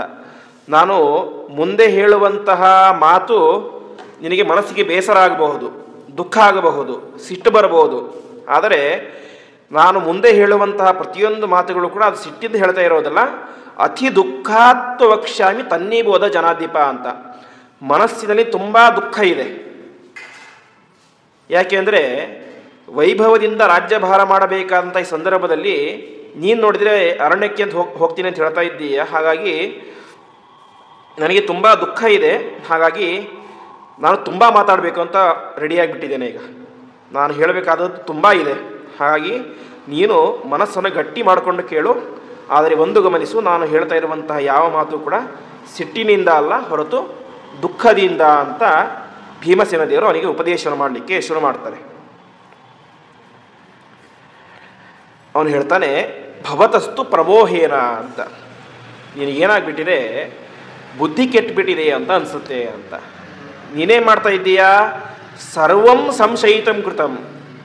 ನಿನಗೆ ಎಲ್ಲಿಯವರೆಗೆ ಅಂತ ಹೇಳಿದರೆ ಪ್ರತಿಯೊಬ್ಬರನ್ನು ಕೂಡ ನೀನು ಸಂಶಯದಿಂದಾಗಿ ನೋಡ್ತಾ ಇದ್ದೀಯಾ ಅಂತ. ಅಂದರೆ ಇವರ ಯಾವ ಭೀಮಸೇನ ದೇವರ ಈ ಮಾತಿನ ಅಭಿಪ್ರಾಯ ಏನಿತ್ತು ಅಂತ ಹೇಳಿದರೆ, ಧರ್ಮರಾಜನನ್ನು ಹೇಗಾದರೂ ಮಾಡಿ ರಾಜ್ಯದಲ್ಲೇ ಉಳಿಸ್ಕೊಳ್ಬೇಕು ಅಂತ ಎಲ್ಲರೂ ಉಪದೇಶ ಮಾಡ್ತಾ ಇದ್ದಾರೆ. ಭೀಮಸೇನ, ನಕುಲ, ಸಹದೇವ, ಅರ್ಜುನ ಮತ್ತು ದ್ರೌಪದಿ ಉಪದೇಶ ಮಾಡ್ತಾ ಇದ್ದಾರೆ. ಧರ್ಮರಾಜನಿಗೆ ಅವರೆಲ್ಲರನ್ನು ಕೂಡ ಸಂದೇಹದಿಂದಲೇ ನೋಡ್ತಾ ಇದ್ದಾರೆ ಅಂತೆ. ಧರ್ಮರಾಜನ ಬುದ್ಧಿ ಯಾವ ರೀತಿ ಇತ್ತು ಅಂತ ಹೇಳಿದರೆ, ಇವರೆಲ್ಲರೂ ಕೂಡ ನನ್ನನ್ನು ಹೇಗಾದರೂ ಮಾಡಿದರೆ ರಾಜ್ಯದಲ್ಲಿ ಉಳಿಸ್ಕೊಳ್ಬೇಕು ಅಂತ ಅಧರ್ಮವನ್ನು ಕೂಡ ಧರ್ಮ ಅಂತ ಹೇಳ್ತಾ ಇದ್ದಾರೇನೋ ಅಂತ ಅವನಿಗೇನಿತ್ತು, ಸಂದೇಹ ಇತ್ತು ಅಂತೆ. ಭವತಸ್ತು ಪ್ರಮೋಹೇನ, ಮೋಹ, ಬರೀ ಮೋಹ ಅಲ್ಲ, ಪ್ರಮೋಹ, ವಿಶೇಷವಾದಂಥ ಮೋಹ ಬೇಂದ್ಬಿಟ್ಟು ನಿನಗೆ ಬುದ್ಧಿ ಮೋಹ, ಬುದ್ಧಿ ಕೆಟ್ಟೋಗಿಬಿಟ್ಟಿದೆ. ಸರ್ವಂ ಸಂಶಯಿತಂ ಕೃತಂ, ಎಲ್ಲವನ್ನು ಕೂಡ ನೀನೇ ಮಾಡ್ತಾ ಇದ್ದೀಯಾ, ಸಂಶಯದಿಂದಾಗಿ ನೋಡ್ತಾ ಇದ್ದೀಯಾ. ವಾಸ್ತವಿಕವಾಗಿ ಧರ್ಮರಾಜನಿಗೆ ಭೀಮಸೇನ ದೇವರ ಮೇಲೆ ಭಾರೀ ನಂಬಿಕೆ ಅಂತೆ. ಅರ್ಜುನ ವಾಸ್ತವಿಕವಾಗಿ ಚಿಕ್ಕ ಹುಡುಗ ಅವನು ಧರ್ಮರಾಜನ ದೃಷ್ಟಿಯಲ್ಲಿ. ಆದರೆ ಭೀಮಸೇನ ದೇವರು ಹಾಗಲ್ಲ, ಜ್ಞಾನ ಆಗಲಿ ಪರಾಕ್ರಮ ಆಗಲಿ ಒಳ್ಳೆಯ ಪ್ರಬುದ್ಧತೆ ಇರುವಂತಹ ವ್ಯಕ್ತಿ. ಅಷ್ಟು ಮಾತ್ರ ಅಲ್ಲ, ಚಿಕ್ಕ ವಯಸ್ಸಿನಿಂದಾಗಿ ಎಲ್ಲ ಸಂದರ್ಭದಲ್ಲೂ ಕೂಡ ರಕ್ಷಣೆ ಮಾಡಿದಂತಹ ವ್ಯಕ್ತಿ ಭೀಮಸೇನ ದೇವರು. ಅರಗಿನ ಮನೆ ಪ್ರಸಂಗ ಆಗಿರಬಹುದು, ಎಲ್ಲ ಪ್ರಸಂಗಗಳಲ್ಲೂ ಕೂಡ ರಕ್ಷಣೆ ಮಾಡಿದಂಥವರು. ಅದೇ ರೀತಿಯಾಗಿ ಎಷ್ಟೋ ರಾತ್ರಿಗಳನ್ನು ನಿದ್ರೆಯಲ್ಲದೆ ಕಳೆದಿದ್ದಾರೆ ಭೀಮಸೇನ ದೇವರು. ಯಾವಾಗ ವನಪರ್ವದಲ್ಲಿ ಅರಣ್ಯ ವನವಾಸ ಮಾಡಬೇಕಾದ್ರೆ ಅಲ್ಲಿ ಅನೇಕ ದುಷ್ಟ ರಾಕ್ಷಸರಿದ್ದರು. ಎಲ್ಲರೂ ಮಲಗಿಬಿಟ್ರೆ ಯಾವಾಗ ಅವರೆಲ್ಲರೂ ಬಂದು ನಮ್ಮ ಸಂಹಾರ ಮಾಡ್ತಾರೆ ಅಂತ ಭೀಮಸೇನ ದೇವರು ಎಷ್ಟೋ ದಿವಸಗಳ ಕಾಲ ಪ್ರತಿಯೊಬ್ಬಂದು ರಕ್ಷಣೆ ಮಾಡ್ತಾ ನಾವು ಎಚ್ಚರಿಕೆಯಿಂದ ಇರ್ತಾ ಇದ್ರು. ಇವರು ಮಾತ್ರ ಸುಖವಾಗಿ ನಿದ್ರೆ ಮಾಡ್ತಾ ಇದ್ರು. ಹಾಗಾಗಿ ಧರ್ಮರಾಜನಿಗೆ ಭೀಮಸೇನ ದೇವರ ಮೇಲೆ ತುಂಬ ಒಂದು ರೀತಿ ನಂಬಿಕೆ ಇತ್ತು. ಅಷ್ಟೆಲ್ಲ ನಂಬಿಕೆ ಇದ್ದರೂ ಕೂಡ ಇವತ್ತು ಭೀಮಸೇನ ದೇವರೇ ಸ್ವತಃ ಉಪದೇಶ ಮಾಡ್ತಾ ಇದ್ದರೂ ಕೂಡ ಅವನಿಗೇನು ಬರ್ತಾ ಇಲ್ಲ, ಅವನಿಗಿರುವಂತಹ ಸಂಶಯ ಜ್ಞಾನ ಹೋಗ್ತಾ ಇಲ್ಲ. ಅವನು ಹೇಳ್ತಾ ಇದ್ದಾನೆ, ಮೋಹಮಾಪದ್ಯಸೆ ದೈನ್ಯಾತ ಯಥಾ ಕಾಪುರುಷಸ್ತತ ಅಂತ. ನೀನು ಎಲ್ಲವನ್ನೂ ತಿಳಿದಿದ್ದೀಯ. ಧರ್ಮರಾಜ ಅಂದರೆ ಆಗಿನ ಕಾಲದ ಧರ್ಮದ ದೊಡ್ಡ ಮೂರ್ತಿ. ಅಂತಹ ನೀನು ದೈನ್ಯ ಯಥಾ ಕಾಪುರುಷಸ್ತತ ಅಂತ, ಇಂತಹ ದೊಡ್ಡ ದೈನ್ಯದ ಅವಸ್ಥೆ ನಿನ್ನನ್ನು ನೋಡಿದರೆ ನಮಗೆ ತುಂಬ ಬೇಸರ ಆಗ್ತಾ ಇದೆ. ಹೀಗೆ ಒಬ್ಬ ದೊಡ್ಡ ವ್ಯಕ್ತಿ ಇರ್ತಾನೆ, ಭಾರಿ ದೊಡ್ಡ ಬುದ್ಧಿವಂತ ಇರ್ತಾನೆ, ಎಲ್ಲ ಇರುತ್ತೆ. ಯಾವುದೋ ಒಂದು ಡಿಪ್ರೆಷನಿಂದಾಗಿ ದೊಡ್ಡ ಒಬ್ಬ ಹುಚ್ಚನ ಥರ ಆಗಿಬಿಡ್ತಾನೆ, ಮಾನಸಿಕವಾಗಿ ಅಸ್ತವ್ಯಸ್ತನಾಗಿಬಿಡ್ತಾನೆ. ಅದನ್ನು ನೋಡಿದರೆ ಜನರಿಗೆ ಅಂತ ಅನಿಸುತ್ತೆ, ಧೀರತೆ ದೈನ್ಯ ಬರುತ್ತೆ. ಅಯ್ಯೋ ಪಾಪ ಮೊದಲಿಷ್ಟು ಚೆನ್ನಾಗಿದೆ, ಹೀಗೆ ಆಗಿಬಿಟ್ಟಿದ್ದಾನೆ ಅಂತ. ನಿನ್ನ ನೋಡಿದರೆ ನಮಗೆ ಆ ರೀತಿ ಭಾವನೆ ಬರ್ತಾ ಇದೆ ಅಂತ. ಯಾವ ರೀತಿ ಇದ್ದೀನಿ ಮುಂದೆ, ಧರ್ಮ ಅಧರ್ಮ ಯಾವುದು, ಹಾಗೆ ಹೀಗೆ ಎಲ್ಲ ವಿಚಾರ ಮಾಡ್ತಾ ಇದ್ದಿ. ಇವತ್ತು ನಾವೆಲ್ಲ ಸೇರಿ ಇಷ್ಟು ಉಪದೇಶ ಮಾಡ್ತಾ ಇದ್ರು ಕೂಡ ನೀನೇನಾಗಿದ್ದೀಯ, ದೈನ್ಯ ಅಥವಾ ಯಥಾ ಕಾಪುರುಷ ಅಂತ. ಕಾಪುರುಷ ಅವನನ್ನು ಪುರುಷೋತ್ತಮ ಅಂತ ಕರೀತಾ ಇದ್ದಾರೆ ಯಾರು, ಭೀಮಸೇನ ದೇವರು. ನೀನು ವಾಸ್ತವಿಕವಾಗಿ ದೊಡ್ಡ ಶ್ರೇಷ್ಠ ಪುರುಷ ನೀನು. ಆದರೆ ಇವತ್ತು ನೋಡಿದರೆ ನಿನ್ನ ಸ್ಥಿತಿ ಹೇಗಾಗಿದೆ, ದೈನ್ಯದ ಸ್ಥಿತಿ ಬಂದುಬಿಟ್ಟಿದೆ. ದಯವಿಟ್ಟು ಈ ಪರಿಸ್ಥಿತಿಯಿಂದಾಗಿ ನೀನು ಹೊರಗಡೆ ಬಾ ಎಂಬುದಾಗಿ ಪ್ರಾರ್ಥನೆ ಮಾಡ್ತಾ ಇದ್ದಾನೆ. ಹಾಗಾಗಿ ನೀನು ಜಗತ್ತಿನ ಎಲ್ಲ ಹಿಂದೂ ಮುಂದೆ ಎಲ್ಲವನ್ನು ಕೂಡ ಗೊತ್ತಿರೋದು ಯಾರಿಗೆ, ನಿನಗೊಬ್ಬನಿಗೆ ಮಾತ್ರ. ಯಾಕೆಂದ್ರೆ ನೀನು ಧರ್ಮರಾಜ.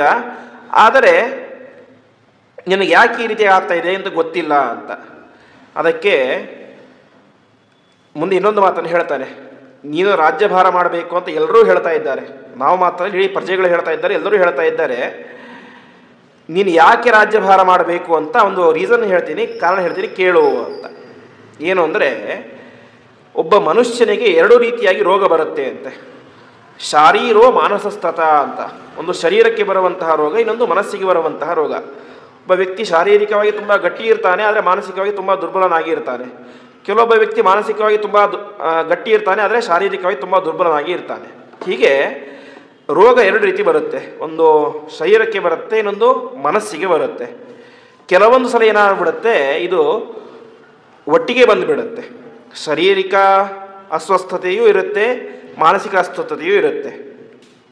ಇದರಲ್ಲಿ ಶರೀರದಿಂದಾಗಿ ಉಂಟಾದಂತಹ ರೋಗ, ಶರೀರಕ್ಕೆ ಯಾವುದಾದ್ರು ರೋಗ ಬಂದುಬಿಟ್ರೆ ಅದು ಪರಿಹಾರ ಆದರೆ ಸರಿ, ಪರಿಹಾರ ಆಗದೆ ಹೋದರೆ ಏನಾಗುತ್ತೆ, ಅದೇನಾಗುತ್ತೆ ಮುಂದೆ ಮಾನಸಿಕ ರೋಗವಾಗಿ ಪರಿಣಾಮವಾಗಿ ಅವನನ್ನೇ ಕೊಂದು ಬಿಡುತ್ತೆ ಅಂತ. ಆದರೆ ಮನಸ್ಸಿನಿಂದ ಹುಟ್ಟಿದಂತಹ ರೋಗ ಅದು ಕೂಡ ಅಷ್ಟೇ. ಕೊನೆಗೆ ಪರಿಹಾರ ಆಗದೇ ಹೋದರೆ ಆ ವ್ಯಕ್ತಿ ಕೆಲವೊಮ್ಮೆ ತುಂಬ ತೆಳ್ಳಗೆ ಆಗಿ ಹೋಗಿಬಿಡೋದು, ಬೆಡ್ ರಿಟರ್ನ್ ಆಗಿಬಿಡೋದು. ಶರೀರವಾಗಿ ಗಟ್ಟಿಯೇ ಇರ್ತಾನೆ, ಆ ಮಾನಸಿಕ ರೋಗದಿಂದಾಗಿ ಹೊರಗಡೆ ಬರಲಿಕ್ಕೆ ಸಾಧ್ಯ ಇಲ್ಲ, ಹಾಗೆ ಹೀಗೆ ಅಂತ ಮನೆಯಲ್ಲೇ ಇದ್ದು ಕುಗ್ಗಿ ಶಾರೀರಿಕವಾದಂಥ ರೋಗವು ಕೂಡ ಬಂದುಬಿಡುತ್ತೆ. ಈ ರೀತಿಯಾಗಿ ಯಾರಿಗೆ ಶಾರೀರಿಕವಾದ ದುಃಖ ಇರುತ್ತೋ, ಅದೇ ರೀತಿಯಾಗಿ ಮಾನಸಿಕವಾದ ದುಃಖ ಇರುತ್ತೋ ಅವರಿಗೆ ಮುಂದೆ ಏನು ಕಟ್ಟಿಟ್ಟ ಬುತ್ತಿ, ದುಃಖ ಎಂಬುದು ಕಟ್ಟಿಟ್ಟ ಬುತ್ತಿಯೇನೆ. ಅವರಿಗೆ ಸುಖ ಬರಲಿಕ್ಕೆ ಸಾಧ್ಯನೇ ಇಲ್ಲ. ಯಾಕೆ ಅಂತ ಹೇಳಿದರೆ ಅದು ಶರೀರದ ಗುಣ. ಹಾಗಾಗಿ ಒಬ್ಬ ಮನುಷ್ಯನಾದಂಥವನು ಏನು ಮಾಡಬೇಕು, ಗಟ್ಟಿಯಾಗಿ ಇರಬೇಕು. ಇದರಲ್ಲಿ ತೇಷಾ ಮನ್ಯತ ಮೋದ್ರೆಗೆ ವಿಧಾನಂ ಉಪದಿಶ್ಯತೆ ಅಂತ. ಒಂದು ವೇಳೆ ನಮಗೆ ಮನಸ್ಸಿನೇನೋ ಅಲ್ಲೋಲ ಕಲ್ಲೋಲ ಆಯಿತು, ಶರೀರಕ್ಕೆ ಏನಾದರೂ ರೋಗ ಬಂತು, ಆವಾಗ ಏನು ಮಾಡಬೇಕು? ವಿಧಾನಂ ಉಪದಿಶ್ಯತೆ, ತಕ್ಷಣ ಹೋಗಬೇಕು, ಚಿಕಿತ್ಸೆ ತಗೊಳ್ಬೇಕು. ಮಾನಸಿಕ ವೈದ್ಯರು ಅಂತ ಇರ್ತಾರೆ, ಶಾರೀರಿಕ ವೈದ್ಯರು ಅಂತ ಬೇರೆ ಇರ್ತಾರೆ. ಅವ್ರ ಹತ್ರ ಹೋಗಬೇಕು, ಯೋಗ್ಯವಾದಂಥ ಚಿಕಿತ್ಸೆ ತಗೊಳ್ಬೇಕು. ಚಿಕಿತ್ಸೆ ತಗೊಂಡಾಗ ಏನಾಗುತ್ತೆ? ಉಷ್ಣೇನ ಬಾಧ್ಯತೆ ಶೀತಂ ಶೀತೇನ ಉಷ್ಣಂಚ ಪ್ರಬಾಧ್ಯತೆ ಅಂತ. ಆವಾಗ ಏನಾಗುತ್ತೆ? ನಮ್ಮ ಎಲ್ಲ ರೀತಿಯಾದಂತಹ ರೋಗಗಳು ಪರಿಹಾರ ಆಗುತ್ತೆ ಅಂತ. ಹಾಗಾಗಿ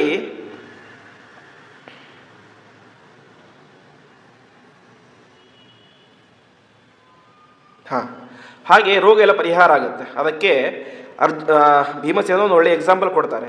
ಉಷ್ಣೇನ ಬಾಧ್ಯತೆ ಶೀತಂ ಅಂತ. ತುಂಬ ಬಿಸಿಯಾಗಿದ್ದರೆ ಏನು ಮಾಡಬೇಕು? ತಣ್ಣಗಿರುವಂಥದ್ದನ್ನು ಸ್ವೀಕಾರ ಮಾಡಬೇಕು. ಶೀತೇನ ಉಷ್ಣಂ ಪ್ರಬಾಧ್ಯತೆ, ತುಂಬ ಶೀತ ಆಗಿಬಿಟ್ರೆ ಬೆಚ್ಚಗಿರಬೇಕು, ಆವಾಗ ಶೀತ ಅದು ಸರಿಯಾದಂಥ ಲೆವೆಲ್ಲಿಗೆ ಬರುತ್ತೆ.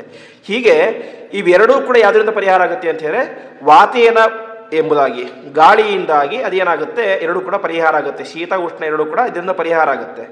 ಅದೇ ರೀತಿಯಾಗಿ ಇದು 3 ರೀತಿ ದೋಷಗಳು, ಅಂದರೆ ಶೀತ ಅಥವಾ ಪಿತ್ತ ಮತ್ತು ವಾತ, ಇದು ಶರೀರಕ್ಕೆ ಬರುವಂತಹ ರೋಗಗಳು.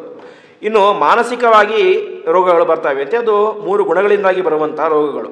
ಅದು ಸಾತ್ವಿಕ, ರಾಜಸ, ತಾಮಸ ಎನ್ನುವಂಥ ಮನಸ್ಸಿನಲ್ಲಿ ಆಗುವಂಥ ವಿಕಾರದಿಂದಾಗಿ ಏನಾಗುತ್ತೆ? ಮಾನಸಿಕ ವ್ಯಾಧಿ ಎಂಬುದು ಏನಾಗುತ್ತೆ? ನಮಗೆ ಗಟ್ಟಿಯಾಗಿ ಕುತ್ಕೊಂಡ್ಬಿಡುತ್ತೆ. ಕೆಲವೊಂದು ಸಲ ಏನಾಗುತ್ತೆ? ಒಬ್ಬ ವ್ಯಕ್ತಿ ತುಂಬ ಸುಖವಾಗಿ ಇರ್ತಾನೆ, ಆದರೆ ಹಿಂದೆ ತುಂಬ ದುಃಖಪಟ್ಟಿರ್ತಾನೆ, ತುಂಬ ಕಷ್ಟಪಟ್ಟು ಬಂದಿರ್ತಾನೆ. ಆ ದುಃಖದ ಸಂದರ್ಭವನ್ನು ಮನಸ್ಸಿಗೆ ನಾವು ತಂದುಕೊಂಡಾಗ ಏನಾಗುತ್ತೆ? ತುಂಬ ದುಃಖ ಆಗಿಬಿಡುತ್ತೆ. ಇನ್ನೂ ಕೆಲವೊಬ್ಬ ವ್ಯಕ್ತಿ ಏನಾಗಿರ್ತಾನೆ? ತುಂಬ ದುಃಖದಲ್ಲಿ ಇರ್ತಾನೆ, ಹಿಂದೆ ಸುಖ ಪಟ್ಟಿರ್ತಾನೆ. ಅದರಿಂದ ಏನಾಗುತ್ತೆ? ಆ ಸುಖವನ್ನು ನೆನಪಿಸಿಕೊಂಡಾಗ ಸ್ವಲ್ಪ ದುಃಖ ಆಗುತ್ತೆ, ಆಮೇಲೆ ತುಂಬ ಸುಖ ಆಗುತ್ತೆ. ಹೀಗೆ ಒಂದೊಂದು ರೀತಿ ನಮ್ಮ ಮನಸ್ಸಿನ ಮೇಲೆ ಎಫೆಕ್ಟ್ ಆಗ್ತಾ ಇರುತ್ತೆ. ಆದರೆ ಅದಕ್ಕೆ ಹೇಳ್ತಾ ಇದ್ದಾರೆ, ನೀನೇನಾಗಿದ್ದೀಯಾ? ಸತ್ವಂ ನದುಕಿ ದುಃಖಸ್ಯ ನಸುಖಿ ಸುಖಸ್ಯ ಚ ಅಂತ. ನೀನು ಇರುವಂಥ ಪರಿಸ್ಥಿತಿ ಹೇಗಿದೆ ಅಂತ. ನಿನಗೆ ಹಿಂದೆ ತುಂಬ ದುಃಖ ಇತ್ತು, ಅದಕ್ಕಿಂತ ಮುಂಚೆ ದುಃಖ ಇರಲಿಲ್ಲ. ವನವಾಸಕ್ಕೆ ಹೋದಾಗ ದುಃಖ ಇತ್ತು, ಅದಕ್ಕಿಂತ ಮುಂಚೆ ದುಃಖ ಇರಲಿಲ್ಲ. ವನವಾಸಕ್ಕೆ ಹೋದಾಗ ಸುಖ ಇರಲಿಲ್ಲ, ವನವಾಸಕ್ಕಿಂತ ಮುಂಚೆ ಸುಖ ಇತ್ತು. ಹಾಗಾಗಿ ನೀನೇನಾಗಿದ್ದೀಯಾ? ಎಲ್ಲವನ್ನು ಅನುಭವಿಸಿಬಿಟ್ಟಿದ್ದೀಯ. ಬರೀ ಒಬ್ಬ ಸುಖ ಅನುಭವಿಸಿದ್ರೆ ಅವನಿಗೆ ಸುಖ ನೆನಪಿಸ್ಕೊಳ್ತಾ ಇದ್ದ, ಬರೀ ದುಃಖ ಅನುಭವಿಸ್ತಾ ಇದ್ದರೆ ದುಃಖವನಿಗೆ ನೆನಪಿಸ್ಕೊಳ್ತಾ ಇದ್ದ. ನೀನು ಎಲ್ಲ ಅನುಭವಿಸ್ಬಿಟ್ಟಿದ್ಯಾ, ಸುಖವೂ ಆಗಿದೆ, ದುಃಖವೂ ಆಗಿದೆ, ಸುಖದ ಅಭಾವನೂ ಇದೆ, ದುಃಖ ಅಭಾವ ಎಲ್ಲವನ್ನೂ ಕೂಡ ಅನುಭವಿಸಿ ಎಲ್ಲವನ್ನು ಕೂಡ ತೀರಿಸಿ ಈಗ ಈ ಹಂತಕ್ಕೆ ಬಂದು ನಿಂತಿದ್ದೀಯ. ಒಂದು ರಾಜನಾಗಿ ಮೆರೆಯುವಂತಹ ಪಟ್ಟಾಭಿಷೇಕದ ಸಂದರ್ಭಕ್ಕೆ ನೀನು ಬಂದು ನಿಂತಿದ್ದೀಯ. ಹಾಗಾಗಿ ಹಿಂದಿನ ಸಂದರ್ಭವನ್ನು ನೆನೆಸಿಕೊಂಡು ದುಃಖ ಪಡುವಂತಹ ವ್ಯಾಕುಲನಾಗುವಂತಹ ಅವಕಾಶ ಏನಿಲ್ಲ, ಈಗ ನನಗೆ ಬಂದಿಲ್ಲ. ಹೀಗಾಗಿ ಮಾನಸಿಕ ರೋಗ ಬರಲಿಕ್ಕೆ ಅವಕಾಶ ಇಲ್ಲ. ಇನ್ನೇನು ಹೇಳಬೇಕು? ಶಾರೀರಿಕವಾದಂತಹ ರೋಗ ಇದೆ ಅಂತ ಹೇಳಬೇಕು. ಮಹಾಭಾರತ ಯುದ್ಧದಲ್ಲಿ ಧರ್ಮರಾಜ ಯುದ್ಧ ಮಾಡಿದಂತಹ ಪ್ರಸಂಗವನ್ನು ನೋಡಿದರೆ ಇವು ನಿಜವಾಗಿಯೂ ಧರ್ಮರಾಜನೇನಾ ಅಂತ ಡೌಟ್ ಬರ್ತಿತ್ತಂತ ಕೆಲವೊಬ್ಬರಿಗೆ. ಯಾಕೆಂದ್ರೆ ಧರ್ಮರಾಜ ಸೌಮ್ಯದ ಮೂರ್ತಿ. ಅದು ಯಾವಾಗ ಯುದ್ಧಕ್ಕೆ ಅಂತ ಬಂದು ಯಾರನ್ನೂ ಕೂಡ ಹಿಂದೆ ಮುಂದೆ ನೋಡದಂತೆ ಸಾಮಾನ್ಯವಾಗಿ ಕೆಲವೊಂದು ಸಲ ಈ ಭೀಷ್ಮಾಚಾರ್ಯ ದ್ರೋಣಾಚಾರ್ಯರಿಗೆ ಬಂದಾಗ ಸ್ವಲ್ಪ ಮೃದುವಾಗಿ ಯುದ್ಧ ಮಾಡ್ತಾ ಇದ್ದಂತೆ. ಅದೇ ಉಳಿದವರು ಬಂದುಬಿಟ್ರೆ ಕಥೆ ಮುಗಿದು ಸಂಹಾರ ಮಾಡಿಯೇ ತೀರೋದು ಅಂತ. ಆ ರೀತಿಯಾಗಿ ಯುದ್ಧ ಮಾಡಿದ್ದೀಯ. ಹಾಗಾಗಿ ನಿನಗೇನಿಲ್ಲ, ಶಾರೀರಿಕವಾಗಿ ಅಂತಹ ಯಾವುದೇ ರೀತಿಯಾದಂಥ ರೋಗಗಳೇ ಇಲ್ಲ, ಮಾನಸಿಕವಾದಂಥ ಯಾವುದೇ ರೋಗಗಳಿಲ್ಲ. ಹಾಗಾಗಿ ನೀನು ಈ ರೀತಿಯಾದಂಥ ದುಃಖ ಪಡೋದು ಸರಿಯಲ್ಲ. ಹಾಗಾಗಿ ನೀನೇ ಮಾಡಬೇಕು, ರಾಜ್ಯಭಾರವನ್ನು ಮಾಡಲೇಬೇಕು. ನಮಗೆ ಅಷ್ಟು ಕಷ್ಟ ಕೊಟ್ಟಿದ್ದಾರೆ ಆ ದುರ್ಯೋಧನಾದಿಗಳು. ಪಟ್ಟೆ ಪೀತಾಂಬರವನ್ನು ಉಟ್ಟುಕೊಂಡು ರಾಜ್ಯಭಾರ ಮಾಡಬೇಕಾದಂಥ ನಾವು ಕೊನೆಗೇನಾದ್ವಿ? ಪ್ರವ್ರಾಜನಂ ಚ ನಗರಾತ್ ಅಜಿನೈಶ್ಚ ನಿವಾಸನಂ ಅಂತ ಕೃಷ್ಣಾಜಿನವನ್ನು ಬಟ್ಟೆಯನ್ನಾಗಿ ಮಾಡಿಕೊಂಡೇನು ಮಾಡಿದ್ವಿ? ಕಾಡಿನಲ್ಲಿ ಕಾಲ ಕಳೆದ್ವಿ. ಅಷ್ಟು ಕಷ್ಟವನ್ನು ಕೊಟ್ಟಿದ್ದಾರೆ. ತಸ್ಯ ಸ್ಮರ್ತುಮರ್ಹಸಿ, ಅದು ನೆನಪಾಗ್ತಾ ಇಲ್ಲ ನಿನಗೆ ಅಂತ ಭೀಮಸೇನ ದೇವರು ಅವನಿಗೆ ಸ್ವಲ್ಪ ಜೋರಾಗಿ ಉಪದೇಶವನ್ನು ಮಾಡ್ತಾ ಇದ್ದಾರೆ. ಮುಂದೆ ತಾನು ಯಾವ ವನವಾಸದಲ್ಲಿದ್ದಾಗ ಪಟ್ಟಂತಹ ಕಷ್ಟಗಳು ನಾನು ಹಿಂದೆ ಹೇಳಿದೆ. ಒಬ್ಬ ವ್ಯಕ್ತಿಗೆ ನೇರವಾಗಿ ಉಪದೇಶ ಮಾಡಿದರೆ ಅದು ಮನಸ್ಸಿಗೆ ತಾಕೋದು ಸ್ವಲ್ಪ ಕಷ್ಟ, ಈ ರೀತಿಯಾದಂತಹ ಅವಸ್ಥೆಯಲ್ಲಿ ಇರುವಂಥವನಿಗೆ. ಅದೇ ಆ ವ್ಯಕ್ತಿಗೆ ಸ್ವಲ್ಪ ತಾನು ಕಷ್ಟ ಪಟ್ಟಂತಹ ಸಂದರ್ಭಗಳನ್ನು ನೆನಪು ಮಾಡಿದಾಗ ನಾನೊಬ್ಬನೇ ಕಷ್ಟಪಟ್ಟಿಲ್ಲ, ನನಗೋಸ್ಕರ ಇವರು ಕಷ್ಟಪಟ್ಟಿದ್ದಾರೆ, ಹಾಗಾಗಿ ಇವರಿಗೆ ಕಷ್ಟ ಆಗಬಾರ್ದು ಉದ್ದೇಶದಿಂದ ಏನು ಮಾಡ್ತಾನೆ ಅವನು ತನ್ನ ನಿರ್ಧಾರದಿಂದಾಗಿ ಹಿಂದೆ ಸರಿಯುವಂಥ ಸಾಧ್ಯತೆಗಳು ಜಾಸ್ತಿ ಇರ್ತವೆ. ಹಾಗಾಗಿ ತಾವೇನೇನು ಕಷ್ಟಪಟ್ವಿ ಅರಣ್ಯದಲ್ಲಿ ಇದ್ದಾಗ ಅಂತ ಅನೇಕ ದುಷ್ಟ ರಾಕ್ಷಸರು ಬಂದು ಕೀಟಲಿ ಕೊಟ್ಟಂತಹ ಹಿಡಿಂಬಾಸುರ, ಜಟಾಸುರ ಮುಂತಾದಂತಹ ಅನೇಕ ಅವರ ಚರಿತ್ರೆಯನ್ನು ಮುಂದೆ ತಿಳಿಸ್ತಾ ಹೋಗ್ತಾನೆ. ಆ ಉಳಿದ ವಿಚಾರಗಳನ್ನು ನಾಳೆ ದಿವಸದ ಪ್ರವಚನದಲ್ಲಿ ನೋಡೋಣ ಎಂಬುದಾಗಿ ಹೇಳ್ತಾ ಇಂದಿನ ಪ್ರವಚನವನ್ನು ಶ್ರೀಕೃಷ್ಣಾರ್ಪಣಮಸ್ತು.